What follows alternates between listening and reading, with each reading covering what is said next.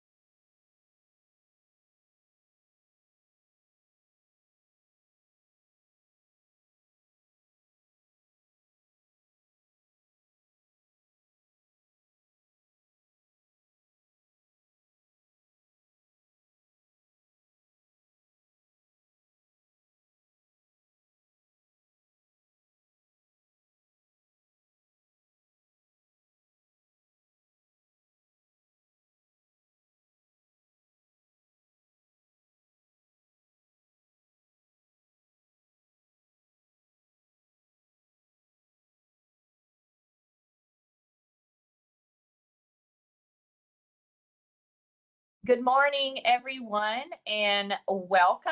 It is about 8:25, so we will get started in the next 5 minutes. Just wanted to tell everyone good morning and Happy New Year. So we will begin in the next 4 to 5 minutes.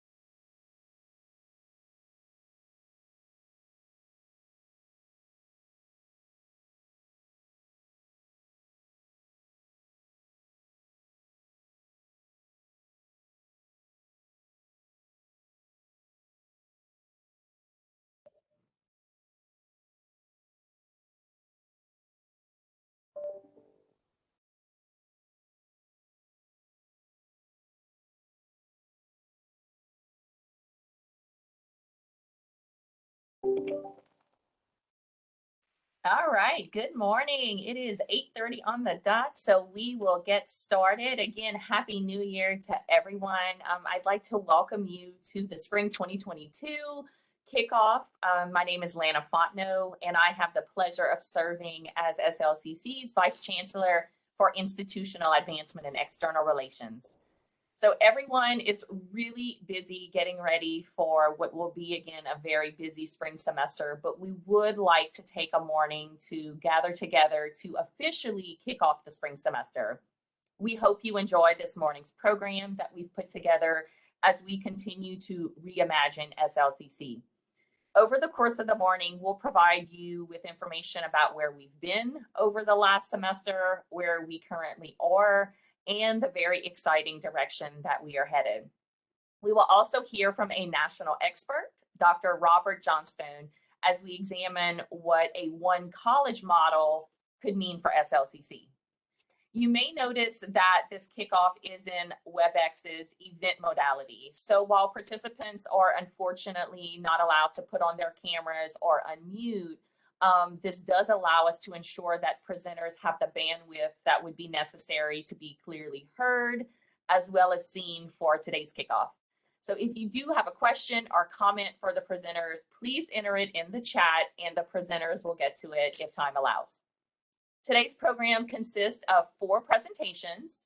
First, Dr. June's welcome and fall accomplishments, which will highlight where we've been and innovation since August 2021. Secondly, Dr. June will guide us in the next steps of reimagining SLCC, especially as we head into 2022. After a brief break, we will resume to hear the national expert that I was mentioning earlier, Dr. Robert Johnstone, talk about guided pathways, which helps to simplify a student's journey at SLCC. So this will really help us, again, as we reimagine ourselves as one college and one door for many different options. And lastly, we will end the morning with a collaborative presentation on progress for key SLCC initiatives. And this presentation will be led by Dr. June, Dr. Charles Miller, Dr. Crystal Lee, Mrs. Alicia Hewlin, and Dr. Kevin Browning. So at this time, let's begin the kickoff by welcoming our Chancellor, Dr. Vincent June. Good morning, and thank you, Lana. Happy New Year to everyone. I'm going to take a moment and share a screen. There we go. Share. And then, let me do my. There we go. There we go. Can everyone see my screen? Can you see my screen, Alicia? Looks great, Dr. June. Fantastic. Thank you so much. Well, good morning, SOCC family, and Happy New Year. Welcome to the Spring 2022 kickoff, both new and returning faculty and staff. You know, this has just been an amazing year so far. We're just in day 5 of the new year, but one thing I can tell you is that it's all positive, right? I hope everyone had a very relaxing, a very enjoyable holiday season with family and friends and loved ones. And I surely did. I had the pleasure and too much time spent with grand twins and nieces and nephews and just a whole gamut of stuff. And I can tell you, I am well prepared for the spring 2022 semester. Nothing is more exciting than the start of both a new year and a new semester. You know, even in the midst of the COVID pandemic, and you know, as a community of leaders and educators, we still have the fortune of being able to find a very unique balance to serving and educating our students, celebrating successes, and also just genuinely caring for one another. And I think that within itself makes the experience worthwhile.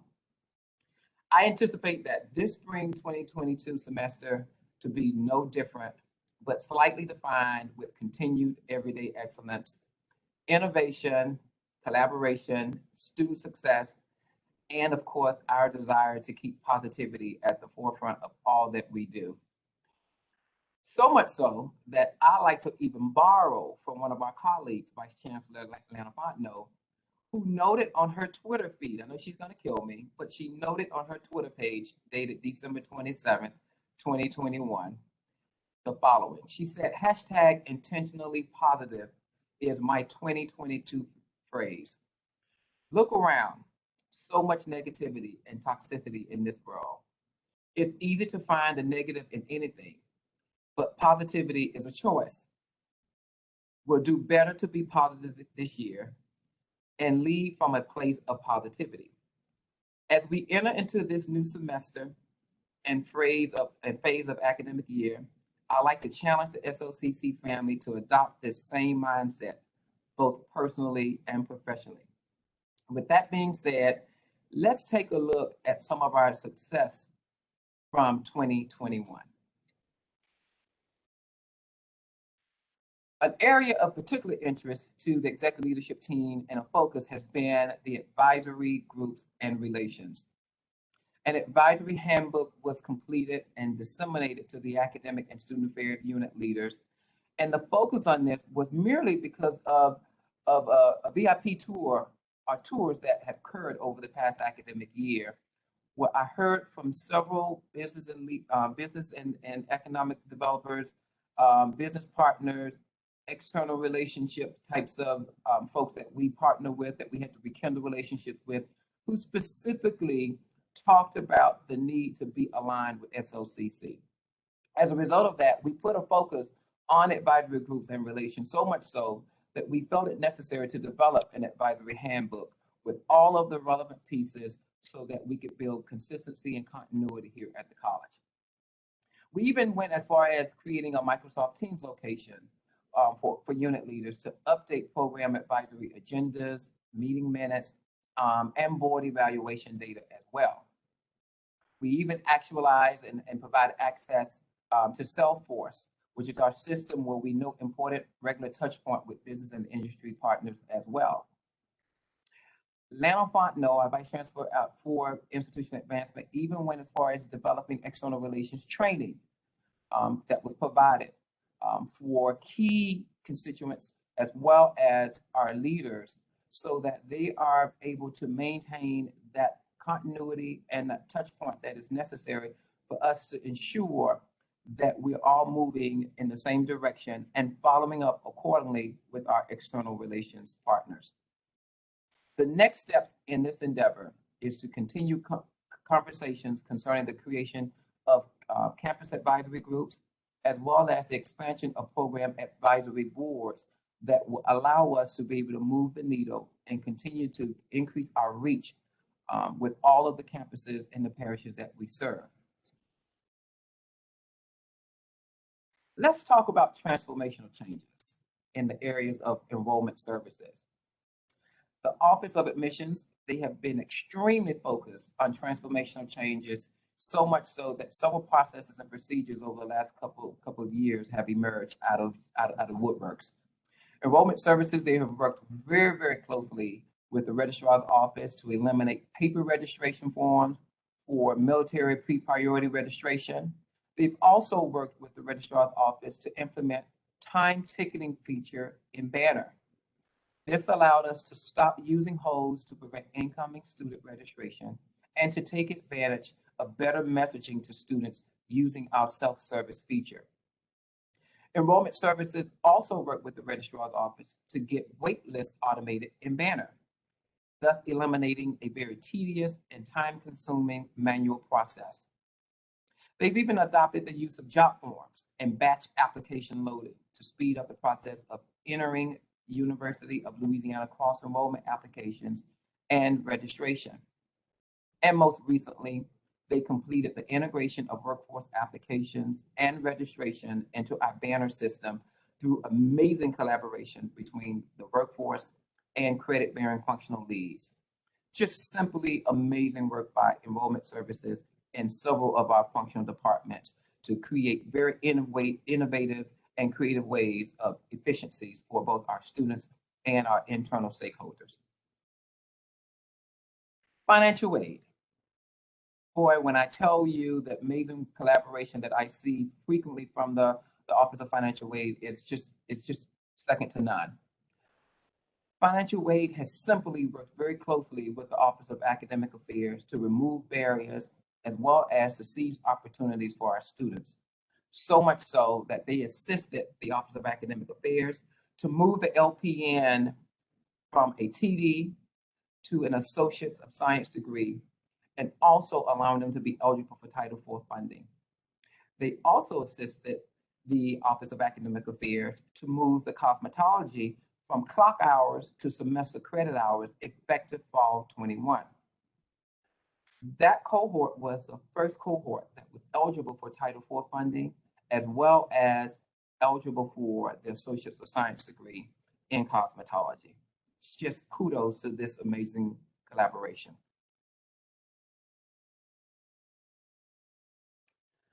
The registrar's office, I tell you, Samantha, Sylvester, and her team, they continue to create opportunities for both our students as well as for our internal stakeholders.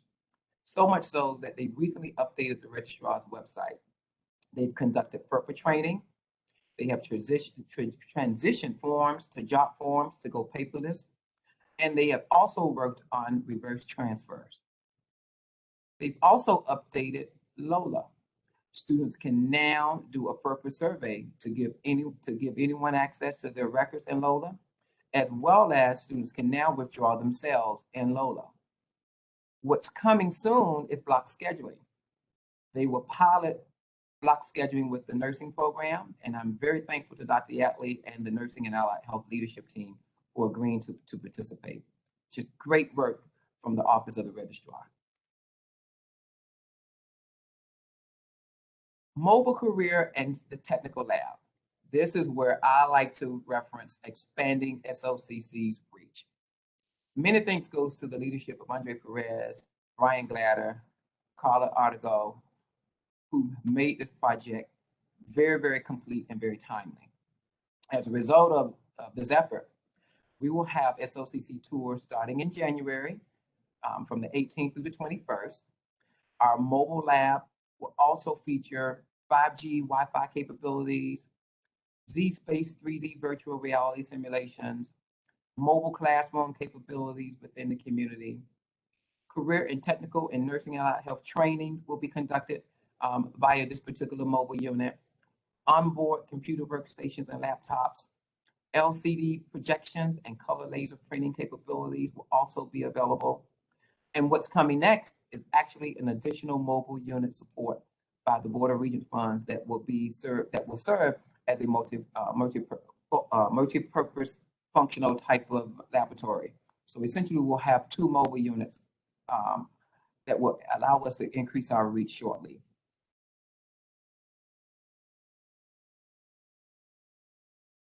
Workforce development in corporate college. My, oh my, what achievement we've had this past fall semester. So much so that they've been able to establish a partnership with Ochsner Lafayette General to launch the Ochsner Medical Assistant Registered Apprenticeship Program. They recently completed the first cohort this past fall and will be focusing on the start of another cohort this spring. Additionally, moving forward with the One College model and transitioning Xenograde to Banner, there's continued focus in that particular area, as well as the installation of adding an additional SHIP simulator for training business and industry partners as well. Furthermore, because of workforce and corporate colleges leadership, SOCC had the second highest number of completers earning reboot program credentials within the LCTCS. Remember, the LCTCS goal was to train 5,000 individuals in high-wage, high-demand jobs during the pandemic. So many thanks to the work of this amazing team for helping SOCC reach its own internal goal, but also to reach the goal of 5,000 for the LCTCS. Reimagining SOCC continued. If you recall, we talked about furthering the vision of SOCC, so much so that we wanted to be able to look through an integrated lens of approaching our constituents from both the adult basic education side of the house, our workforce corporate college side of the house, as well as our transfer general education side of the house. One of the most important initiatives that we focused on this past year is the College Blueprint. Initially, we referred to it as the Academic Blueprint, but it has yielded a name of the College Blueprint. As the college continues to reimagine SOCC, two very important initiatives will drive SOCC's direction as we envision charting current and new program innovation, collaboration, student success, retention, completion, and of course, the delivery of services to both prospective and current students. The first is the College Blueprint. The College Blueprint basically specifies college-wide parameters of operationalizing key components of SOCC's strategic plan focused on the relevance, impact, and sustainability of educational programs provided by the institution. Specifically, this plan addresses the following strategic commitments of SOCC.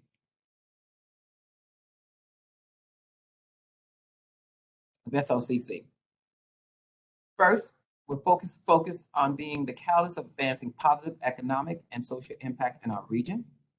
The second is ensuring SOCC's educational offerings and roadmaps will link to student knowledge, skills, and talents with the community needs and job demands, as well as providing the highest quality education to position individuals for success and advancement in the most affordable way.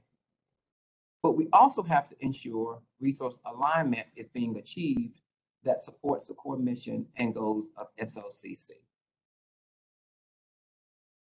When we think about the College Blueprint, we think about the alignment that it has with the strategic plan. If you look at this particular slide, you can see the areas of impact that focuses on STEM, business IT, corporate college, branding and our image from a one college perspective, external relations, fiscal stewardship, nursing and allied health, humanities and arts, as well as retention and completion. When you think about these particular areas and the alignment that it has, this will chart a roadmap that will allow us to be both in real time, as well as to align the necessary resources in order to ensure that we are offering the right programs at the right time for the right reasons and with the right resources. The content of the College Blueprint is intended to direct and inform strategic planning and evaluation by the academic units of the institution. The blueprint also supports comprehensive enrollment management work for the college, as well as effective communication with all external stakeholders served by the college.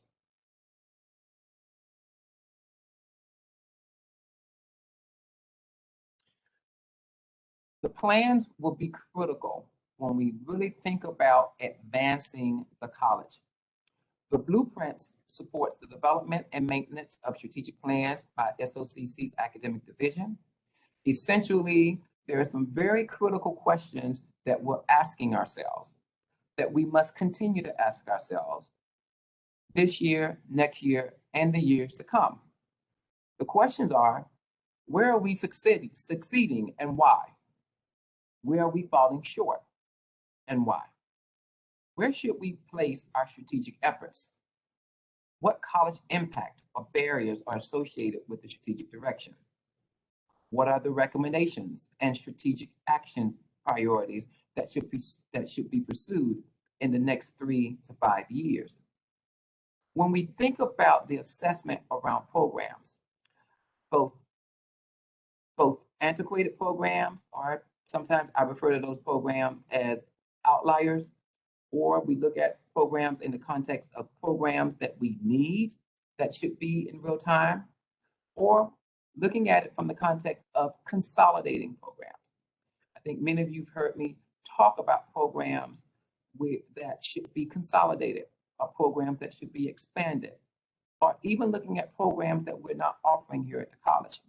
There's several that are on the horizon that are on the table in real time right now as we speak, that speaks to the success of not only the Acadiana region, but more specifically, aligning those particular programs with current business and industries that are moving into our region. These plans will be critical to, again, assuring the relevance and importance of SOCC's offering. As such, they will serve as justification for and help us to prioritize our resource allocations in the budget, within the budget for the college. This is central to SOCC's strategic commitment, but also ensuring that we are able to reach our goals over the next 3 to 5 years as outlined in our strategic plan. What I anticipate over the next couple of weeks is an ongoing review and conversation with both academic affairs leadership, workforce leadership teams, as well as the Office of Institutional Effectiveness. The executive leadership team, we are expecting by the end of January to have some sense of direction with emphasis on both short and long-term impact for both fiscal year 2022-23, as well as even looking at fiscal year 23-24 at a minimum. There have been several conversations that we've also had with business and industry partners in real time last fall that have provided confirmation to us that we need to be looking at curriculum realignment, and in some cases, curriculum redevelopment that would support the colleges in meeting real-time alignment with business and industry partners that currently exist in our region, but also that are moving into the area as well. Another key area or a focus on our strategic priorities is the SOCC One Door Initiative. And I know I've talked briefly about it over the last couple of months, but now we're kind of jumping into the specifics this spring semester to talk more in depth about creating that alignment to our product line, in this case, adult basic education, workforce, corporate college, as well as our general education / transfer areas. So what is the One Door Initiative? The One Door Initiative aims to create an integrative access model of inquiry for, again, our product line. I think I came up with this last fall in conversation with the executive leadership team as a means of allowing us to really focus on who we are. And so as a result of a conversation with Lisa Dietland, a consultant that I'm working with fundraising, we talked about specifically the focus on our product line. And it hit me that our product line are adult education, workforce, corporate college, and general education / transfer. Those 3 areas represent our product line. It also aims to lift completion rates. We have to align ourselves with programmatic success in the context of completion rates. The One Door Initiative will also aim to simplify delivery of services by way of reducing multiple touch points. I've often referred to it as looking at it through an integrated lens. If we are to truly be ambassadors to the college and really focus on that conversation with prospective students in terms of looking at their learning options here at SOCC, we all have to be good stewards of understanding what that looks like and how to qualify and have conversations in the context of being able to simplify the access as well as the enrollment experience here at the college. The One Door Initiative will also focus on rural campus access and success. Too many times I'm hearing the focuses is always on SOCC Lafayette campus, SOCC's Lafayette campus, SOCC's Lafayette campus. And most of us know that SOCC is much bigger than the Lafayette campus. So the One Door initiative will focus on rural campus access and success and helping us to define further what does that look like as we come into contact with constituencies in our rural parishes. The One Door initiative will also aim to effectively empower every college employee to assist students knowledgeably. Essentially, all of us have to be good advocates and ambassadors for the college in those three domains that represent our product line: adult education, workforce and corporate college, as well as transfer and general education. There's nothing worse than having a conversation with someone in the community when they see that you're wearing something that represents SOCC and they begin to ask questions about a career choice, only to find out that our knowledge is very limited in terms of understanding our product line. So the One Door initiative will aim to create and help us to qualify what does that look like so that all of us can be good stewards and good ambassadors of the college based on our product line. It would also aim to eliminate barriers while creating a very flexible, valuable, and powerful educational student experience. So essentially, as part of those recommendations, what does this look like? How do we create systems that will complement the recommendations of creating efficiencies as well as easy access for the constituencies that we serve here at SOCC?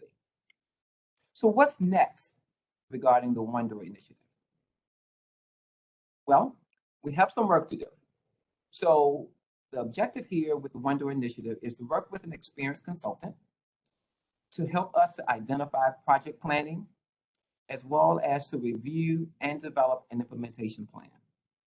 More specifically, the objective here is to develop a task force that would represent several internal stakeholders and even some external stakeholders that would help us to do the work by looking through an appreciative inquiry type of model to gain a better understanding of what the One Door model should look like for SOCC. The objective also is to identify some external business and industry partners who can also add value to the process of creating the One Door initiative model for SOCC. We anticipate work to be completed by the end of the spring semester, as well as combing through some recommendations and helping us to qualify what does that look like for year 1, year 2, and year 3. Year 1 representing fiscal year 22-23, year 2 representing 23-24, and year 3 representing 24-25. So I am very, very excited about the One Door initiative. I think it's going to complement all of the work that we are doing from both the college's strategic planning process, from both the college blueprint, as well as some conversations that will be driven from an employee engagement perspective about a one college model in general that's being driven from the Office of Employee Engagement under the direction of Alicia Hewlin and Dr. Kevin Browning. So we have a lot of great work on the horizon here at SOCC. We have a lot of great work that has already been done. And the challenge that I have for the college is to leverage that into greatness that will allow us to propel the college forward throughout the spring semester, but also into the next fiscal year. So with that being said, welcome to the spring 22 semester. I'm very much looking forward to our continued success in the area of student success, student completion, graduation, and all of the innovative things that we're doing at the college.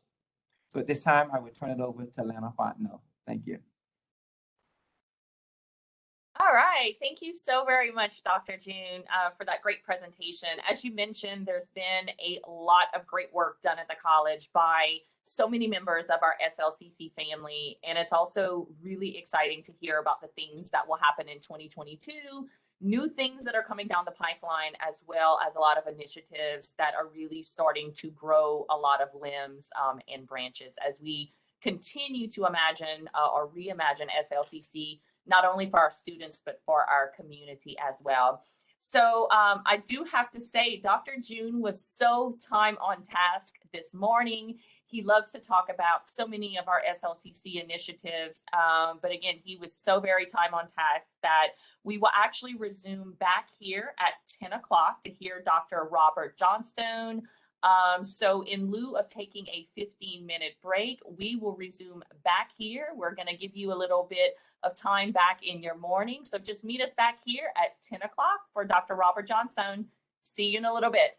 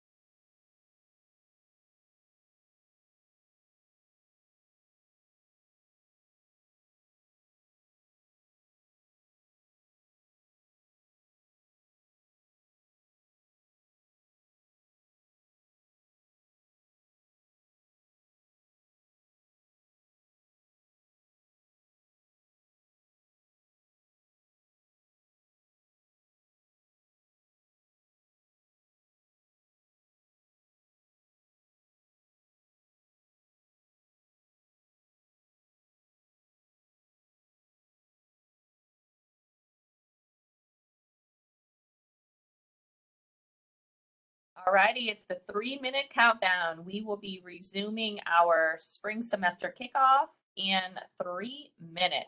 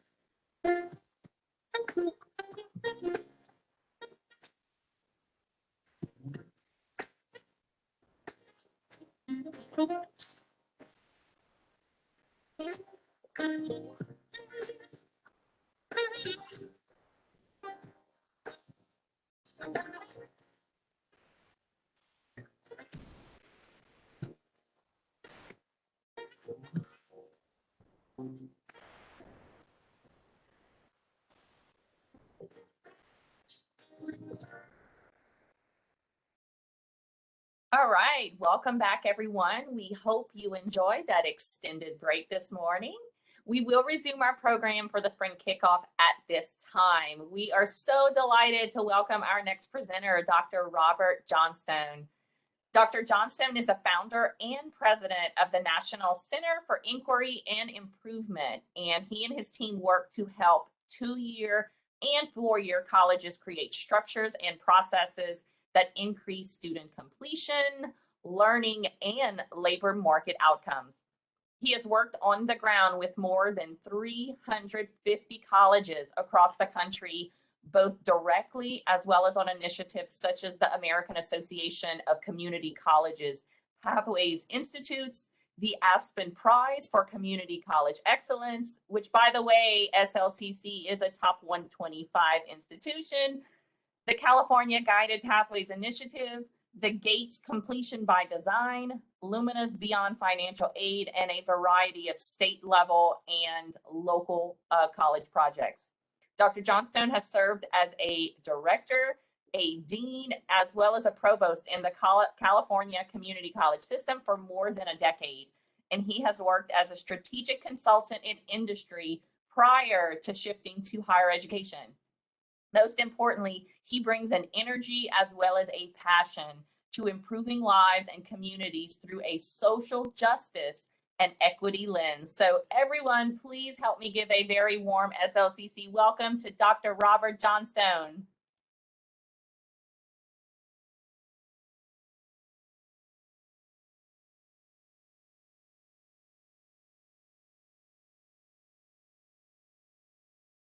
Dr. Johnstone, we can't hear you just yet. Yeah, I was trying to unmute myself and it told me briefly that I couldn't, but that was a wonderful introduction. Thank you. It is great to be here with everybody. Good to see so many people on. Very always hard to listen to yourself in a bio, but I'm laughing a little bit because what I did in my hour that I was expecting to listen to hear Dr. June is I read one of the 15 of the 125 Aspen Prize semifinalists that I've been assigned to read. As we start this process, I had to recuse myself from South Louisiana, knowing that I was doing this keynote. But it is part of what I'm doing. It's really going on right now. I can tell you that it is a very intense process of reading and scoring and moving things forward. But congratulations to you and your team and your college on being in the top 125. I have been involved with the prize all the way back since the beginning. In 2011 and have been involved in all stages. And I actually do a lot of the site visits on the 10 finalists, have done that all 7 rounds of the prize. So it is great to be here. Of course, I'm here in a capacity today, and I'm going to share my screen, really talking with you about kind of the guided pathways framework. And I know that SLCC is not new to this. You're working on this right now.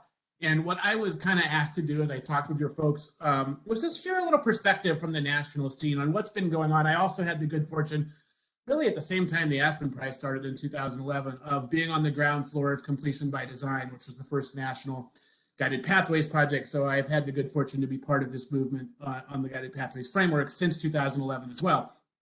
Very interesting to think of it entering its 2nd decade now, and how in many ways it's kind of taken off. And I think you'll hear from me that I think this is really a lot about a framework that allows you to rethink the student experience rather than it is a series of discrete things. But that's kind of a key point I'll get into today. I am going to apologize in advance. I am still recovering from COVID, actually, which I got Christmas morning with my daughter, and we were mildly symptomatic and kind of wiped out. And my voice is a little wavery still, so I may pause and take some liquid here to kind of keep things going, but I'm very happy to be here. I'm feeling like 95% back, so it's all good on that front. But so let's dive in. I don't have as much time as I would take to really go through all this. Just by the way, this PowerPoint has way more slides than I will do, and I always do that so that when I send them to you right after the presentation, you can have them as a leave behind on the things I get to, and you can also kind of explore some of the things that I won't get to. NCII, just real quickly, I started NCII in 2013 to really kind of have a national platform to do this work, and have been involved in Guided Pathways also with my colleague Priya Chaplow around the student financial stability and basic needs movements, and really in recent years with some big projects with the Bank of America Foundation and others with connection to living wage employment, and those 3 things not being excuse me, mutually exclusive, but of course connected. And so we'll talk about that during this session today. What we're going to do today, and again, I have 45 or 50 minutes. I want to leave a couple minutes for questions if possible, is revisit the why. In the early days, I've done a lot of keynotes on Guided Pathways in the last decade, hundreds, literally. And I will tell you, in the first 4 or 5 years, we always would dive right in, us and the folks from CCRC or our colleagues and folks from other AACC and other organizations. We dive right into the Guided Pathway stuff. And I think what we realized over time, I certainly did, is that we needed to spend more time talking about the why. The why for this work. This work isn't because our great friends at CCRC wrote a book or some bozo in a loud quasi-Hawaiian shirt that says that you should think about this, or there's a state initiative, or there's funding. The why is because too many of our students aren't reaching their goals. And disproportionately, those students are low-income students and students of color. So we're going to explore a little bit of the why behind this first. I will talk briefly on the big ideas of Guided Pathways. We don't have the time to go really deep into Guided Pathways. I actually want to spend more time in section 3 if I trust myself to do this. Really around what NCII has kind of put together with some of our colleagues. Guided Pathways is often reduced to, well, that's mapping and maybe some more advising, which is, and I'm a social psychologist by education, by the way. We are always reduce things into schemas and parsimony to help with our cognitive load. So it's understandable that what Guided Pathways has been reduced, but I want to really kind of focus this in on the student experience as the center of Guided Pathways work, and in all the improvement work, the reimagining work that you're doing at South Louisiana with Dr. June and the rest of the team. So I want to talk and share some things that we would just share. Here's some aspirational student experiences. None of this matters if it doesn't actually change the student experience. I'll give you a tiny inside baseball on one of the things I always do in my Aspen Prize interviews and on site visits. Is I will ask colleges so one of the things I will ask colleges to do is tell me what's different about the student experience at your college. Now, the pandemic, of course, we're going to talk about the pandemic a little bit too, is a big factor. But say pre-pandemic, fall 19. If you're truly an institution that's dedicated to continuous improvement, and you, as you probably should be, are not satisfied with your completion rates. I mean, you guys are obviously doing better than most because of your of being in the Aspen Prize 125. But I mean, the Aspen Prize, by the way, if you add completion and transfer for applicants to the Aspen Prize, so that top 125, that's about 50% of students who enter either complete or transfer at the applicants average. So that's really actually the top 60 in the country if you think about it, because it's the average of the top 125. It's not quite that simple because of the way the algorithm works, but close enough. Overall, national average is about 44%. So what that means is over half to over half, many schools it's 2/3 of students don't reach their goals. And again, as we mentioned, disproportionately those students are students of color and low-income students. Which I'm going to say a number of times in this on an equity front is really about the system, not about the student. We'll talk about that in a second. But one of the things I like to ask colleges, well, if you're truly dedicated to continuous improvement, you should be able to tell me how the student experience is different, let's say, for a student starting in fall 19 than it was in fall 14. It's actually a really hard question for most colleges to answer. What is actually different in the student experience? You learn a lot about a college when you hear what those answers are and how then you can kind of relate that or correlate it, if you will, to what any improvements you might see in outcomes. So this is about the student experience. The college is with the student experience. It's a Kay McClenney quote, the founder of SESI, a great colleague of ours as well, works with NCII. But the college is what the student experience isn't what you think they experience.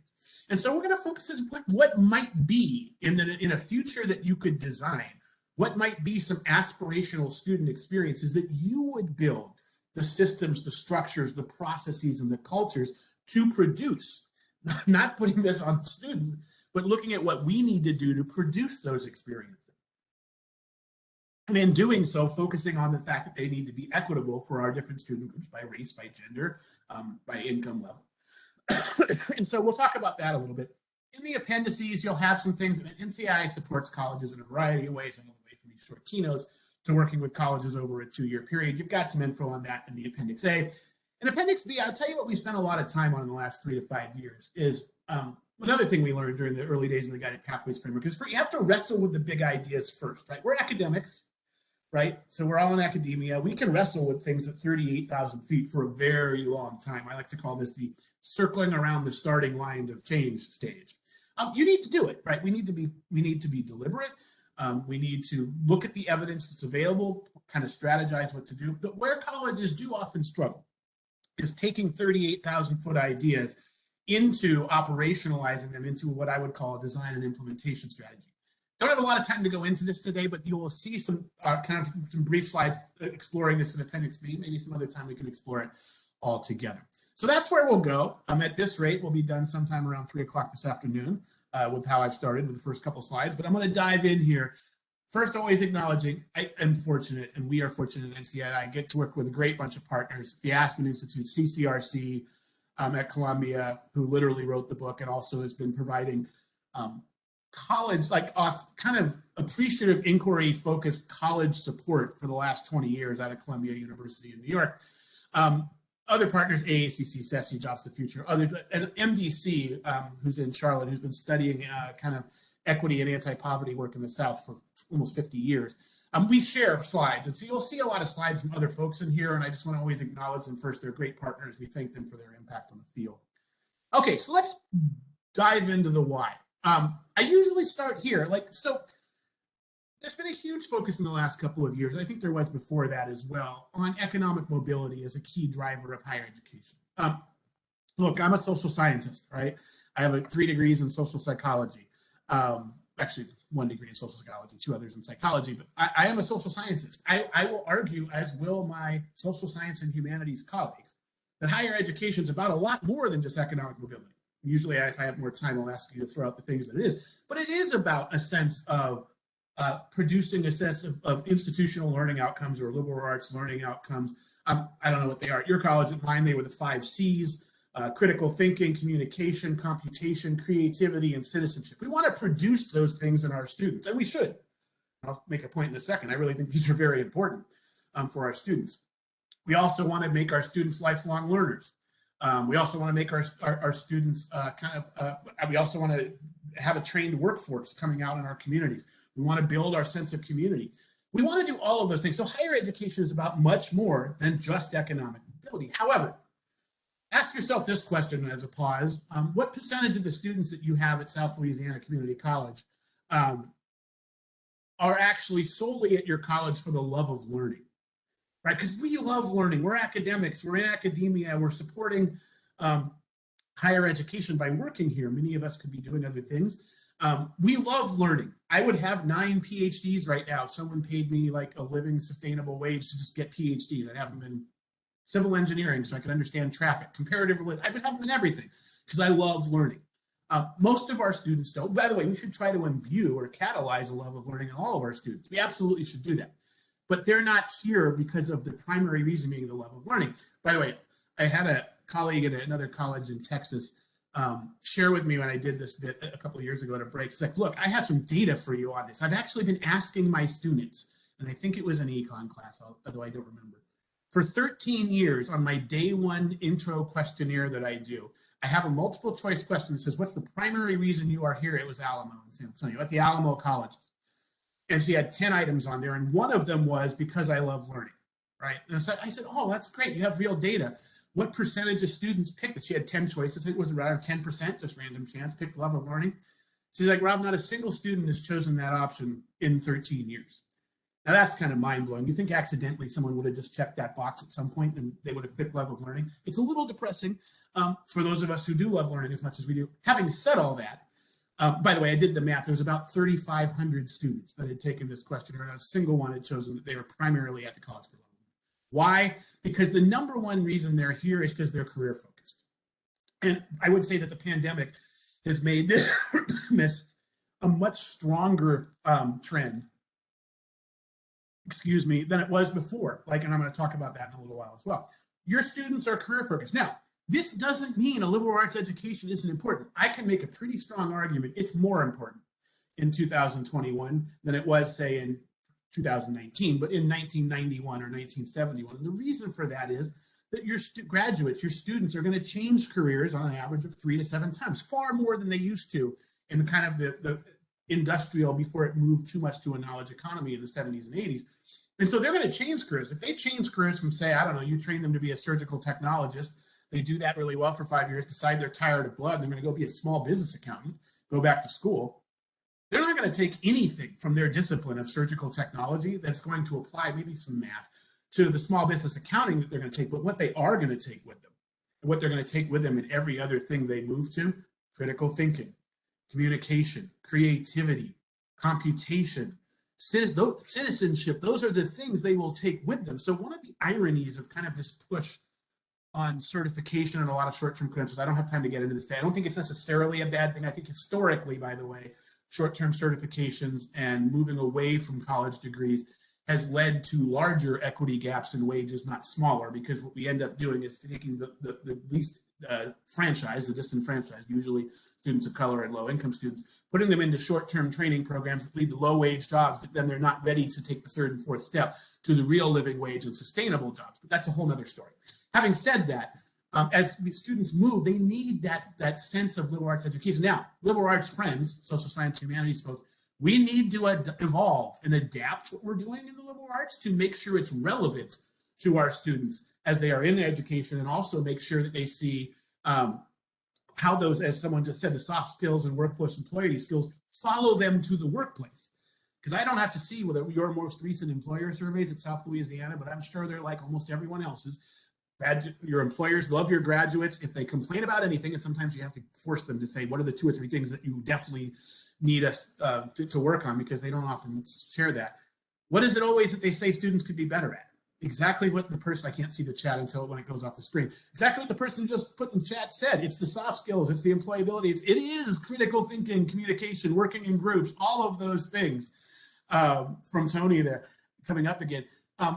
that's what actually employers say our students need more of, not less of. Now, some of those same employers who I love, I work on Workforce Connections, also are the ones who want the short-term certifications, not realizing that it's the getting of the degree that is likely to get them those liberal arts outcomes. That's, again, another conversation. Where we're going with all of this is that, yes, your students are career-focused, and we have to stop this historical vestiges we have of believing that there's, for our students, some other primary purpose than getting ready for being in careers. Again, we should try to get them to love learning. I think we can, but let's also be real here. Who's economic mobility most important to? It's most important to the lower half of the income spectrum, which we can show you scads of data, describes the majority, not all, of our community college students. Excuse me again. And let's just also be really clear.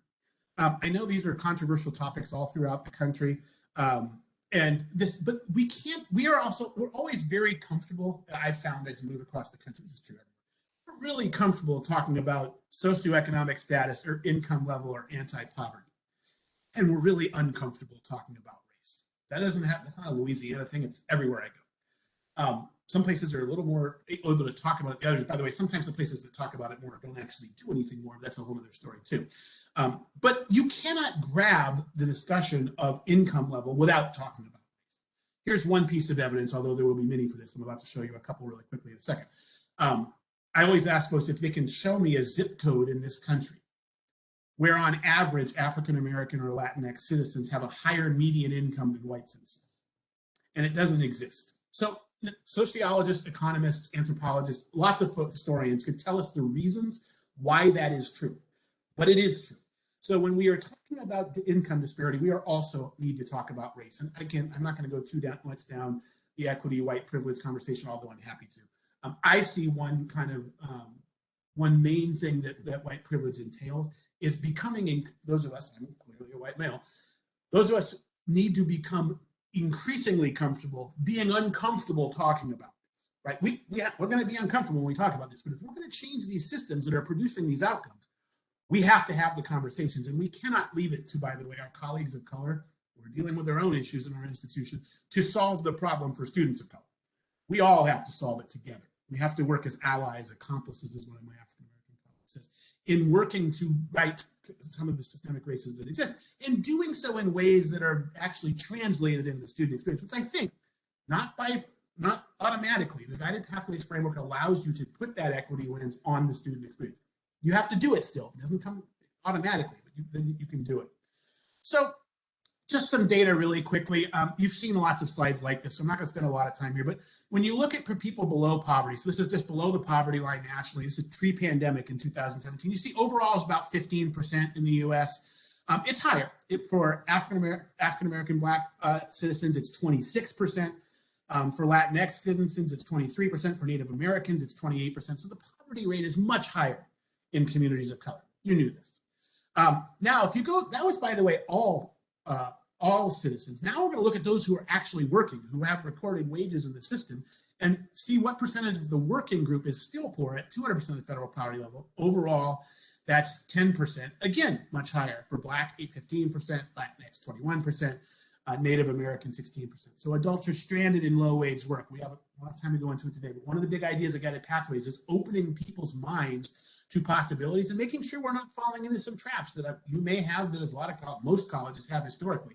Take your 3 highest wage programs, run their demographics and see what they look at by race. Take your 3 lowest wage programs, do the same thing, tell me if you're comfortable with the results. If you're like most colleges, you're not going to be. And that is not, there are a lot of reasons for that. Not all of them are in the control of the colleges, but we can do something about that. And again, the Guided Pathways Framework gives you a chance to do that. Young adults, like if you look at that kind of the disconnected youth, so 18, this is again pre-pandemic, it's probably bigger now. You again saw that of youth 18 to 24, of course they're going to make average are going to have wages that are lower. But you again see disparities by race as well here. And so point is, we're seeing these disparities, they exist. What is the surest path? It's not the only path. Our friends at MDC and some others have pointed out this has to be a systemic approach to righting some of these wrongs. But higher education has been the surest path to living wages. You've seen a version of this chart before, I'm sure. The unemployment rate, when you look at the various levels of degree, is much lower. the higher up the degree path you go, and the median work weekly earnings is much higher. So education does matter. We know there's a lot of variation within this. In fact, this next slide shows us from our friends at AIR that what you major, what you get a degree in or certificate in matters, right? There's some data from Arkansas and Colorado that show the huge income disparities between completers at both colleges. I think our friends at the Aspen Institute, those of you who work on the Aspen Prize application, saw this. We ask a lot about how post-graduation success is equitable. So you control some things at the college, but then students transfer to get a bachelor's, they move into the workforce. How equitable are those outcomes? And that is something that I think historically in the community college sector we didn't do a lot on until the last 5 to 10 years, really focusing on that post-graduation success. So there are huge differences. By the way, I don't have time to go into this now. There are debates about whether we should offer programs at community colleges that lead to substandard and non-living wages. And there are arguments for and against. One of the places I go on that is what I want our students to have is transparency. I want them to know if they're in Arkansas and they're going into culinary arts or childcare, this is likely to be their salary 5 years out. And that we also help them understand what that looks like. Now, there are career paths here. We can go down that path as well about talking about stackable credentials and career ladders. I will also go down the path of sharing with you that historically, a lot of those credentials are stackable on paper, but not in reality, especially for students of color. Other conversation if we have time for it. But the point here is transparency. I think one of the things that the Guided Pathways Framework is designed to do is take the mysteries out of the system and then actually let students make informed decisions, knowing more than they do when they're making decisions now, which they sometimes don't even know that they're making, right? We want them to they're making the decisions. We're not making the decisions for them. They're making decisions, but they're making informed decisions, especially about career and transfer and the programs that they're entering. So again, post-graduation success is inequitable. If you look at Black individuals, they're 15% of the population, they're 11% of the workforce, they're 9% of STEM. STEM is not the only place that has high wages. We got to stop saying that STEM is the only thing, although it is always a useful way to look at. On average, STEM has very high wages, and we see disproportionately fewer numbers of Black, and you also see Latinx students. That part of this starts up front, all the way back. Yeah, and as Ann points out, this is pre-COVID, so things have changed. And we do need to, and I'm a big fan of using MZ and other kind of wage data in the area, although it's still catching up to the COVID. So the COVID situation, but we should be monitoring this and then sharing that information with our students. Let's talk about COVID a little bit briefly. It's hit community colleges hard. It's hard to remember almost 2 years ago now. I'm actually doing my first work trip next week to Iowa to do a couple of sessions with a college we work with over a 2-year period. And I traveled 200 days a year before that. So it's really hard to think about this being 22 months ago now. But if you go back 2019 months, when we were all wondering in the spring of 20, what's going to happen? What with enrollments in the fall? There were two really competing hypotheses. One is community colleges are going to prosper because parents and students aren't going to want to go to 4-year schools that are remote. And the other was that community colleges would suffer. I actually was more on the former. I thought that community colleges would largely be fine because they would get a lot of those students who weren't going to go off to 4-year schools. Turned out that wasn't the case. Regional 4-year schools competed hard. The flagships never had a problem. And what you see here is that the public 2-year sector, especially younger students in the public 2-year sector, did not come to the 2 years. They didn't show up much anywhere else in year to year during the pandemic. But we lost that younger population during the pandemic. I'm sure you've had similar issues in South Louisiana and Lafayette and some other communities. This was a big problem for us. We were all dealing with enrollment clients. Now, you guys are interesting in Louisiana, especially at South Louisiana, because I'm able to grab our friend John Fink. There's a source here where you can go look at a bunch of trends in IPEDS enrollment and by age, by ethnicity. So in the lower left of this slide, you can go. He's made it publicly available and mess around with a Tableau if you're a data dork like me. But what I think is interesting, and the point CCRC is making, is community college enrollment's been declining for a decade. And the blue line here is community colleges. And Louisiana is a little different on this front. You guys, everyone peaked in 2011 or 12 across the country, especially with the 18 to 24 students. But you guys have had a gradual slide in the younger students. You lost a lot of older students between 2009 and 15, starting to see a slight uptick back. A lot of places you're seeing under 18 enrollments shot up with dual enrollment being what it is. Now, I also can run it by college. So I ran it for you. Your chart looks very atypical, for what's happened across the country. And I'm guessing, I did a little research because I was trying to figure out what was going on here. This probably has to do with your mergers and reorganizations that have been happening in Louisiana, which has added stuff to your base. So I'm not sure this data is completely accurate. You guys could probably tell me how you're seeing year-to-year enrollment, especially in the last couple of years. But the point is, as a sector, we've been struggling for a decade. And so what this means with the pandemic is that we need to refocus now. We need to kind of rethink about what are the things that our students are going to be wrestling with. So A, they're going to be less able to afford college. They're going to expect programs that get them their goals as quickly and affordably as possible. It was there before, stronger now. They're going to want stable jobs in the short term and good jobs in the longer term. A colleague in California likes to call the short-term jobs lifeboat jobs, the jobs you take when you need this to survive.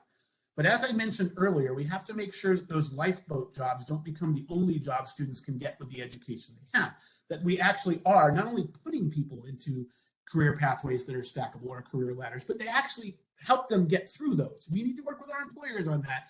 Again, we won't have time to go into that today, but there's a lot to unpack on what employers can do to help that as well. High school enrollment's going to go up, dual enrollment's going to go up. Again, I think there's a whole dual enrollment conversation about, are we doing dual enrollment just kind of generally, right? Or are we doing it with a really big focus on how do they lead to credentials and degrees? CCRC would argue strongly for the latter, because one of the things we don't want to do with dual enrollment is just reproduce the problem we're trying to solve with guided pathways of this kind of random walk and chaotic course taking that leads kind of not always in the right direction. We can't just push that down to the high school. And I have a couple of rants on examples of that, again, without time. But note that what we're talking about here is dual enrollment with a purpose. Dual enrollment that's going to lead you on a path to something and prepare you, whether it's at South Louisiana or at University of Louisiana or another educational institution. Students, all of us, are facing a higher level of stress and anxiety than they used to. They already had high levels of stress and anxiety. We'll talk about that in a second. But they're going to have more of it.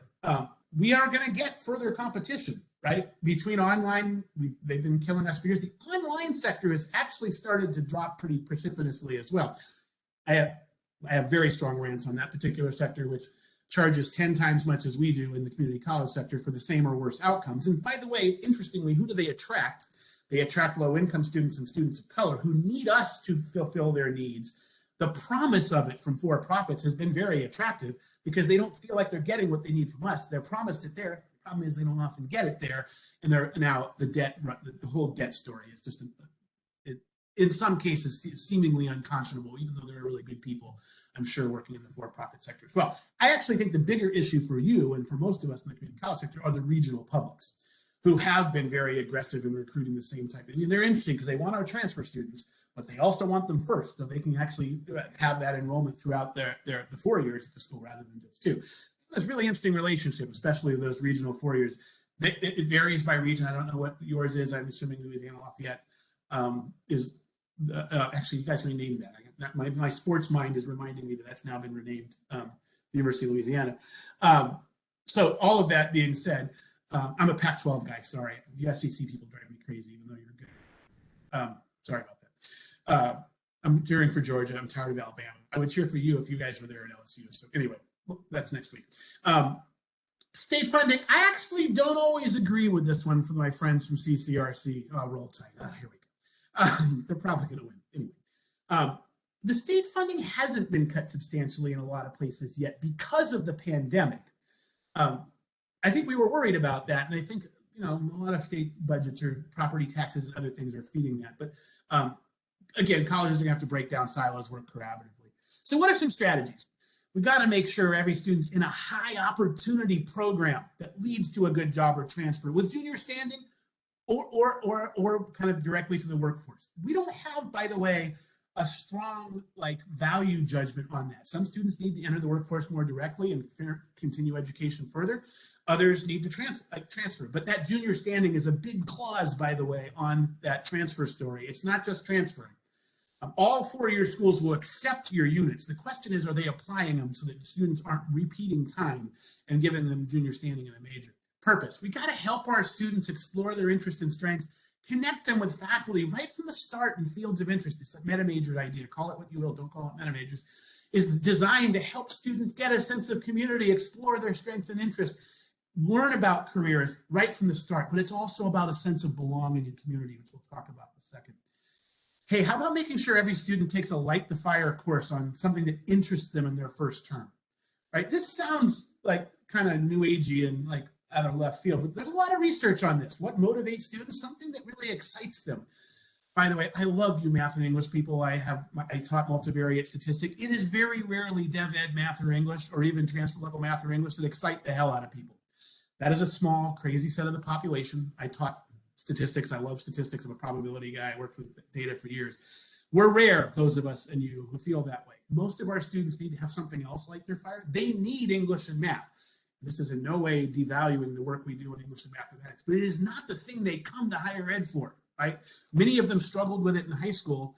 What we used to do historically is test them in the subjects they hated most in high school or struggled with, and then tell them we didn't think they were college material either. I'm not lighting anyone's fire. It's actually unmotivating people to move forward. So this notion of a light the fire course, faculty, you matter. It is about taking a course that's like to light their fire and then active learning and pedagogy that's also going to light the fire in the students. It matters what happens in that classroom, that sense of belonging and connection.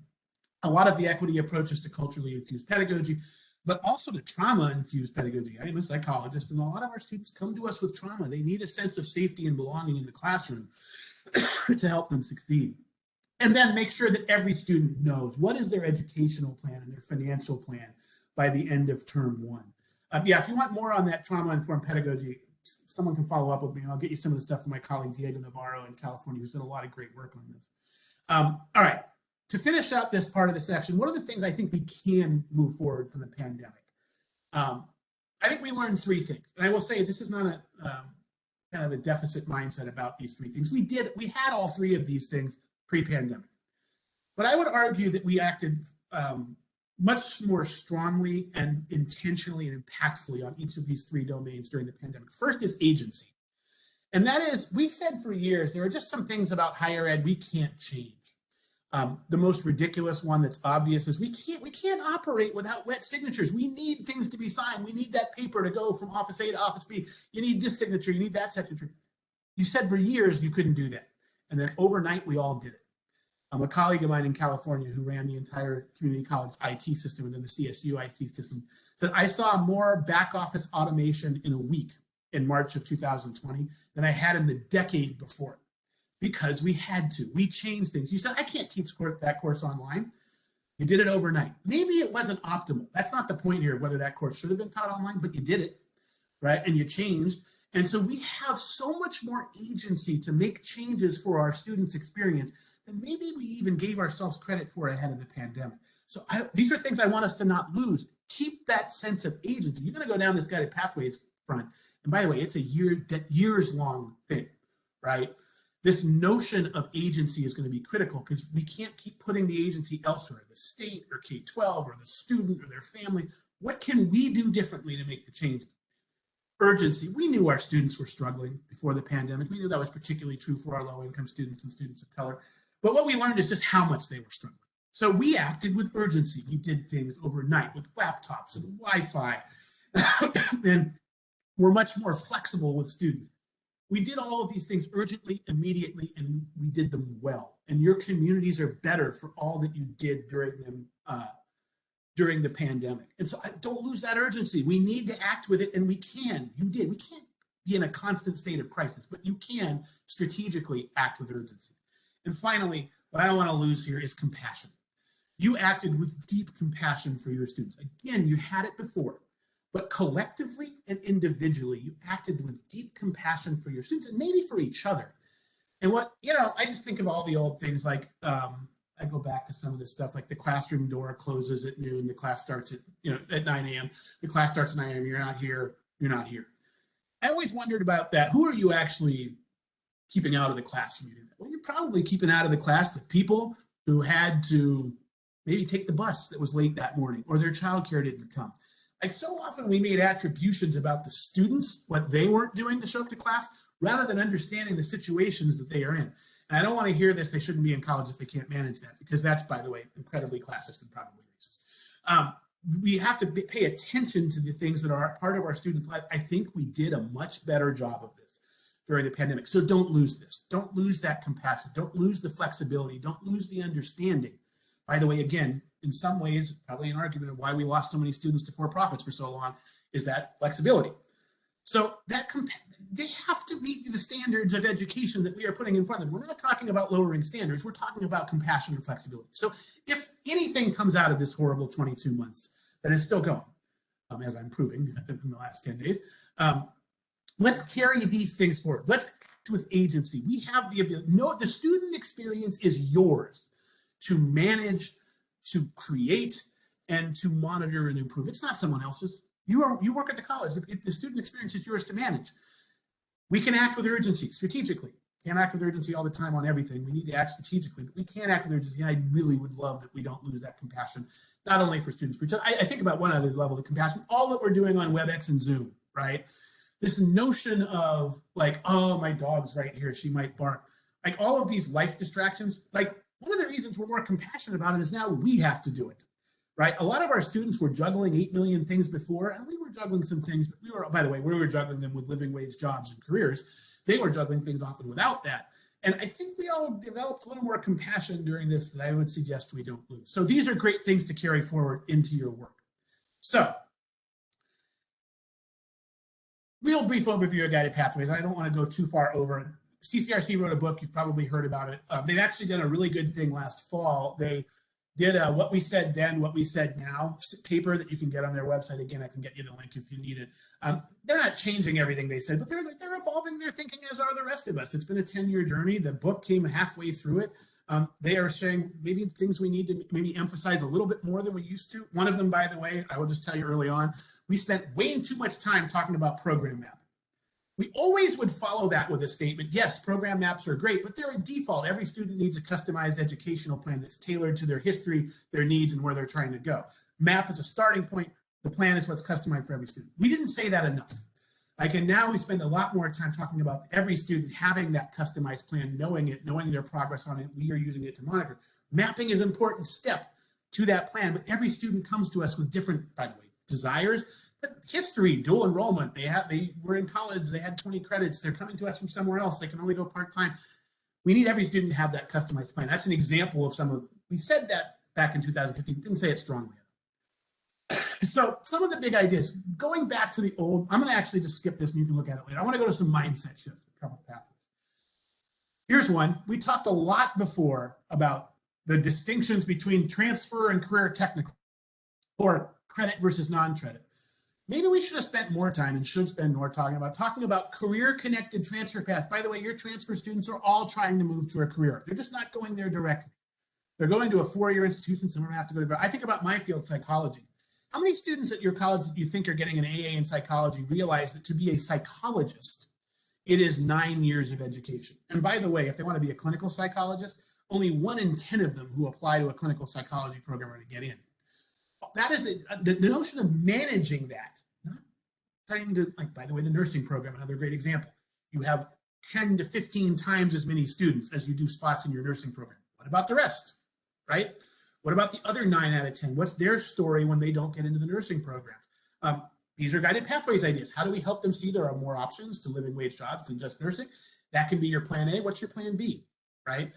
Many jobs in allied health. We also have lots of great jobs. Advanced manufacturing, IT, by the way, your area, a lot of petrochemical things. You guys have high wage jobs and things that are not just nursing, but why do our students mostly choose nursing? Because that's what they know. They know that's a living wage job. We don't know what's going to happen with the pandemic. Healthcare is not quite, I don't know if we understand the effects of what's going to happen on nursing programs because of the strain that's been put on the system in the pandemic. We know we're going to need more of them. But the point is your transfer students need to be career connected. And by the way, your career focused students need to understand what are the next steps to getting the 2nd, 3rd, and 4th level jobs after the first one in that career. We have all kinds of false dichotomies. This is one of the biggest ones, transfer and CTE. We need to break down some of those barriers and understand they're all on a path to a career. 1% of the students at your college are going to end up in academia if it's even that high. The other 99% are going into a career outside academia. So we need to be more career connected in our transfer work, and again, more education connected in our direct to career work. Full-time, part-time. This has always been a hollow distinction. People move from full-time to part-time all the time. This is where the plan comes in. You know who needs plan even more? Your part-time students, right? If you really can only take 2 or 3 classes a semester, and by the way, the outcomes are horrible for part-time students at most colleges. The notion here of part-time students finishing eventually is just not borne out by the data. If you look at most colleges, we did this in the Aspen project. If let's say you have your overall completion rate around 40%, if full-time students will probably be 50 to 55, part-time students, if you go out 8 or 10 years, are like 15%. So this notion that they eventually get there, largely not true at most colleges. Now, part of that is about the life intersecting with the programs and the reasons they're part-time, but part of it's also about not having a clear direction. Hard enough to get a clear direction for full-time students, it's even harder for part-time students sometimes. So this notion of a plan is very important for both. Could possibly be more important for your part-time students. We have great job and transfer support for near completers. We've had that for years. Every college has had Transfer Center, Career Center. But if you ask those folks, when do you get to see students? It's often near the end. We got to do this at the start. We talked about this earlier. If a student is going to transfer, you're in a decent enough transfer system, although you know as well as I do, there's wide variety between what's accepted at the four-year institutions in your state. In terms of applying towards a major. So you kind of have to have an idea of where you're going to transfer. Maybe you make a change later, but we need to this notion of why it's important to understand your transfer destination. We need to give that to students earlier, help them explore. The career exploration needs to happen earlier so we can connect it. By the way, career exploration isn't just about getting on a path. It's definitely not about tracking. It's about giving people information to understand about the decisions they're making. And that career information should be part of that decision, right?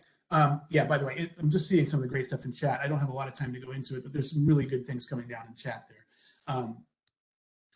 Standardized placement test, multiple measures, in-class diagnostic, prerequisite remediation, contextualized. We know a lot. I think you guys have done some work in Louisiana around co-rec and acceleration. The data is very strong across the country, whether it's Tennessee or Florida, even in California, where uptake to the state legislation hasn't been great. You're still seeing these vast improvements.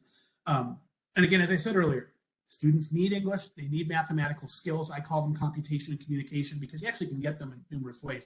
I taught Psych 301 at the University of Oregon, undergrad psych statistics for the social sciences in 1993 to 96. I was in grad school. I was, of course, 12. I was very young. I taught those courses, and that was the math requirement at the flagship university in Oregon if you were a social science major. So this notion of alternate math pathways is not new. It's new at scale. And it's, University of South Carolina, I was looking through them a couple of years ago, you can satisfy the math requirement by taking a programming course or a logic course.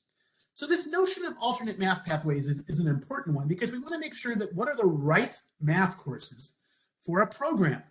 And historically, we would just default everyone into the algebra to calculus sequence, figuring it kept your options open. Well, what it actually did is keep most of those students from ever succeeding on that path when they could have been successful in quantitative reasoning or in statistics, which was frankly much more appropriate for maybe 80% of the majors, right? So this notion of math appropriate, and there's also critical program courses throughout. So in-class versus co-curricular, this idea that I've seen this a couple of times in the chat, that there's program relevant, active and experiential learning inside and outside the classroom, whether that's internships, work-based learning, the notion of kind of employer advisors coming more into the classroom, all of that kind of active experiential learning, which research tells us works a lot better with students. By the way, it works particularly better with low-income students and students of color who have less social capital on average, or come in with less social capital. What are the cultural shifts? We had big ones here. Are students college ready? To are we student ready? And a book was written on this from some of our friends at Lumina. I think maybe there's a little bit of judgment in that phrasing from this of CCRC of sanctioned wandering throughout the curriculum to purposeful direction, right? I started at Stanford in 1987, and they basically laid out my path for all 4 years of a social science. Actually, I was pre-med first. They laid that out. I switched to social science after that didn't work out, which is probably everyone except for malpractice lawyers is happy to be about that I got out of pre-med. But there was no wandering at a major elite liberal arts institution. They talked to me about what courses I needed to take to get to where I want to go. When I changed majors, they figured out how I could do that. This notion of a plan, a purposeful direction.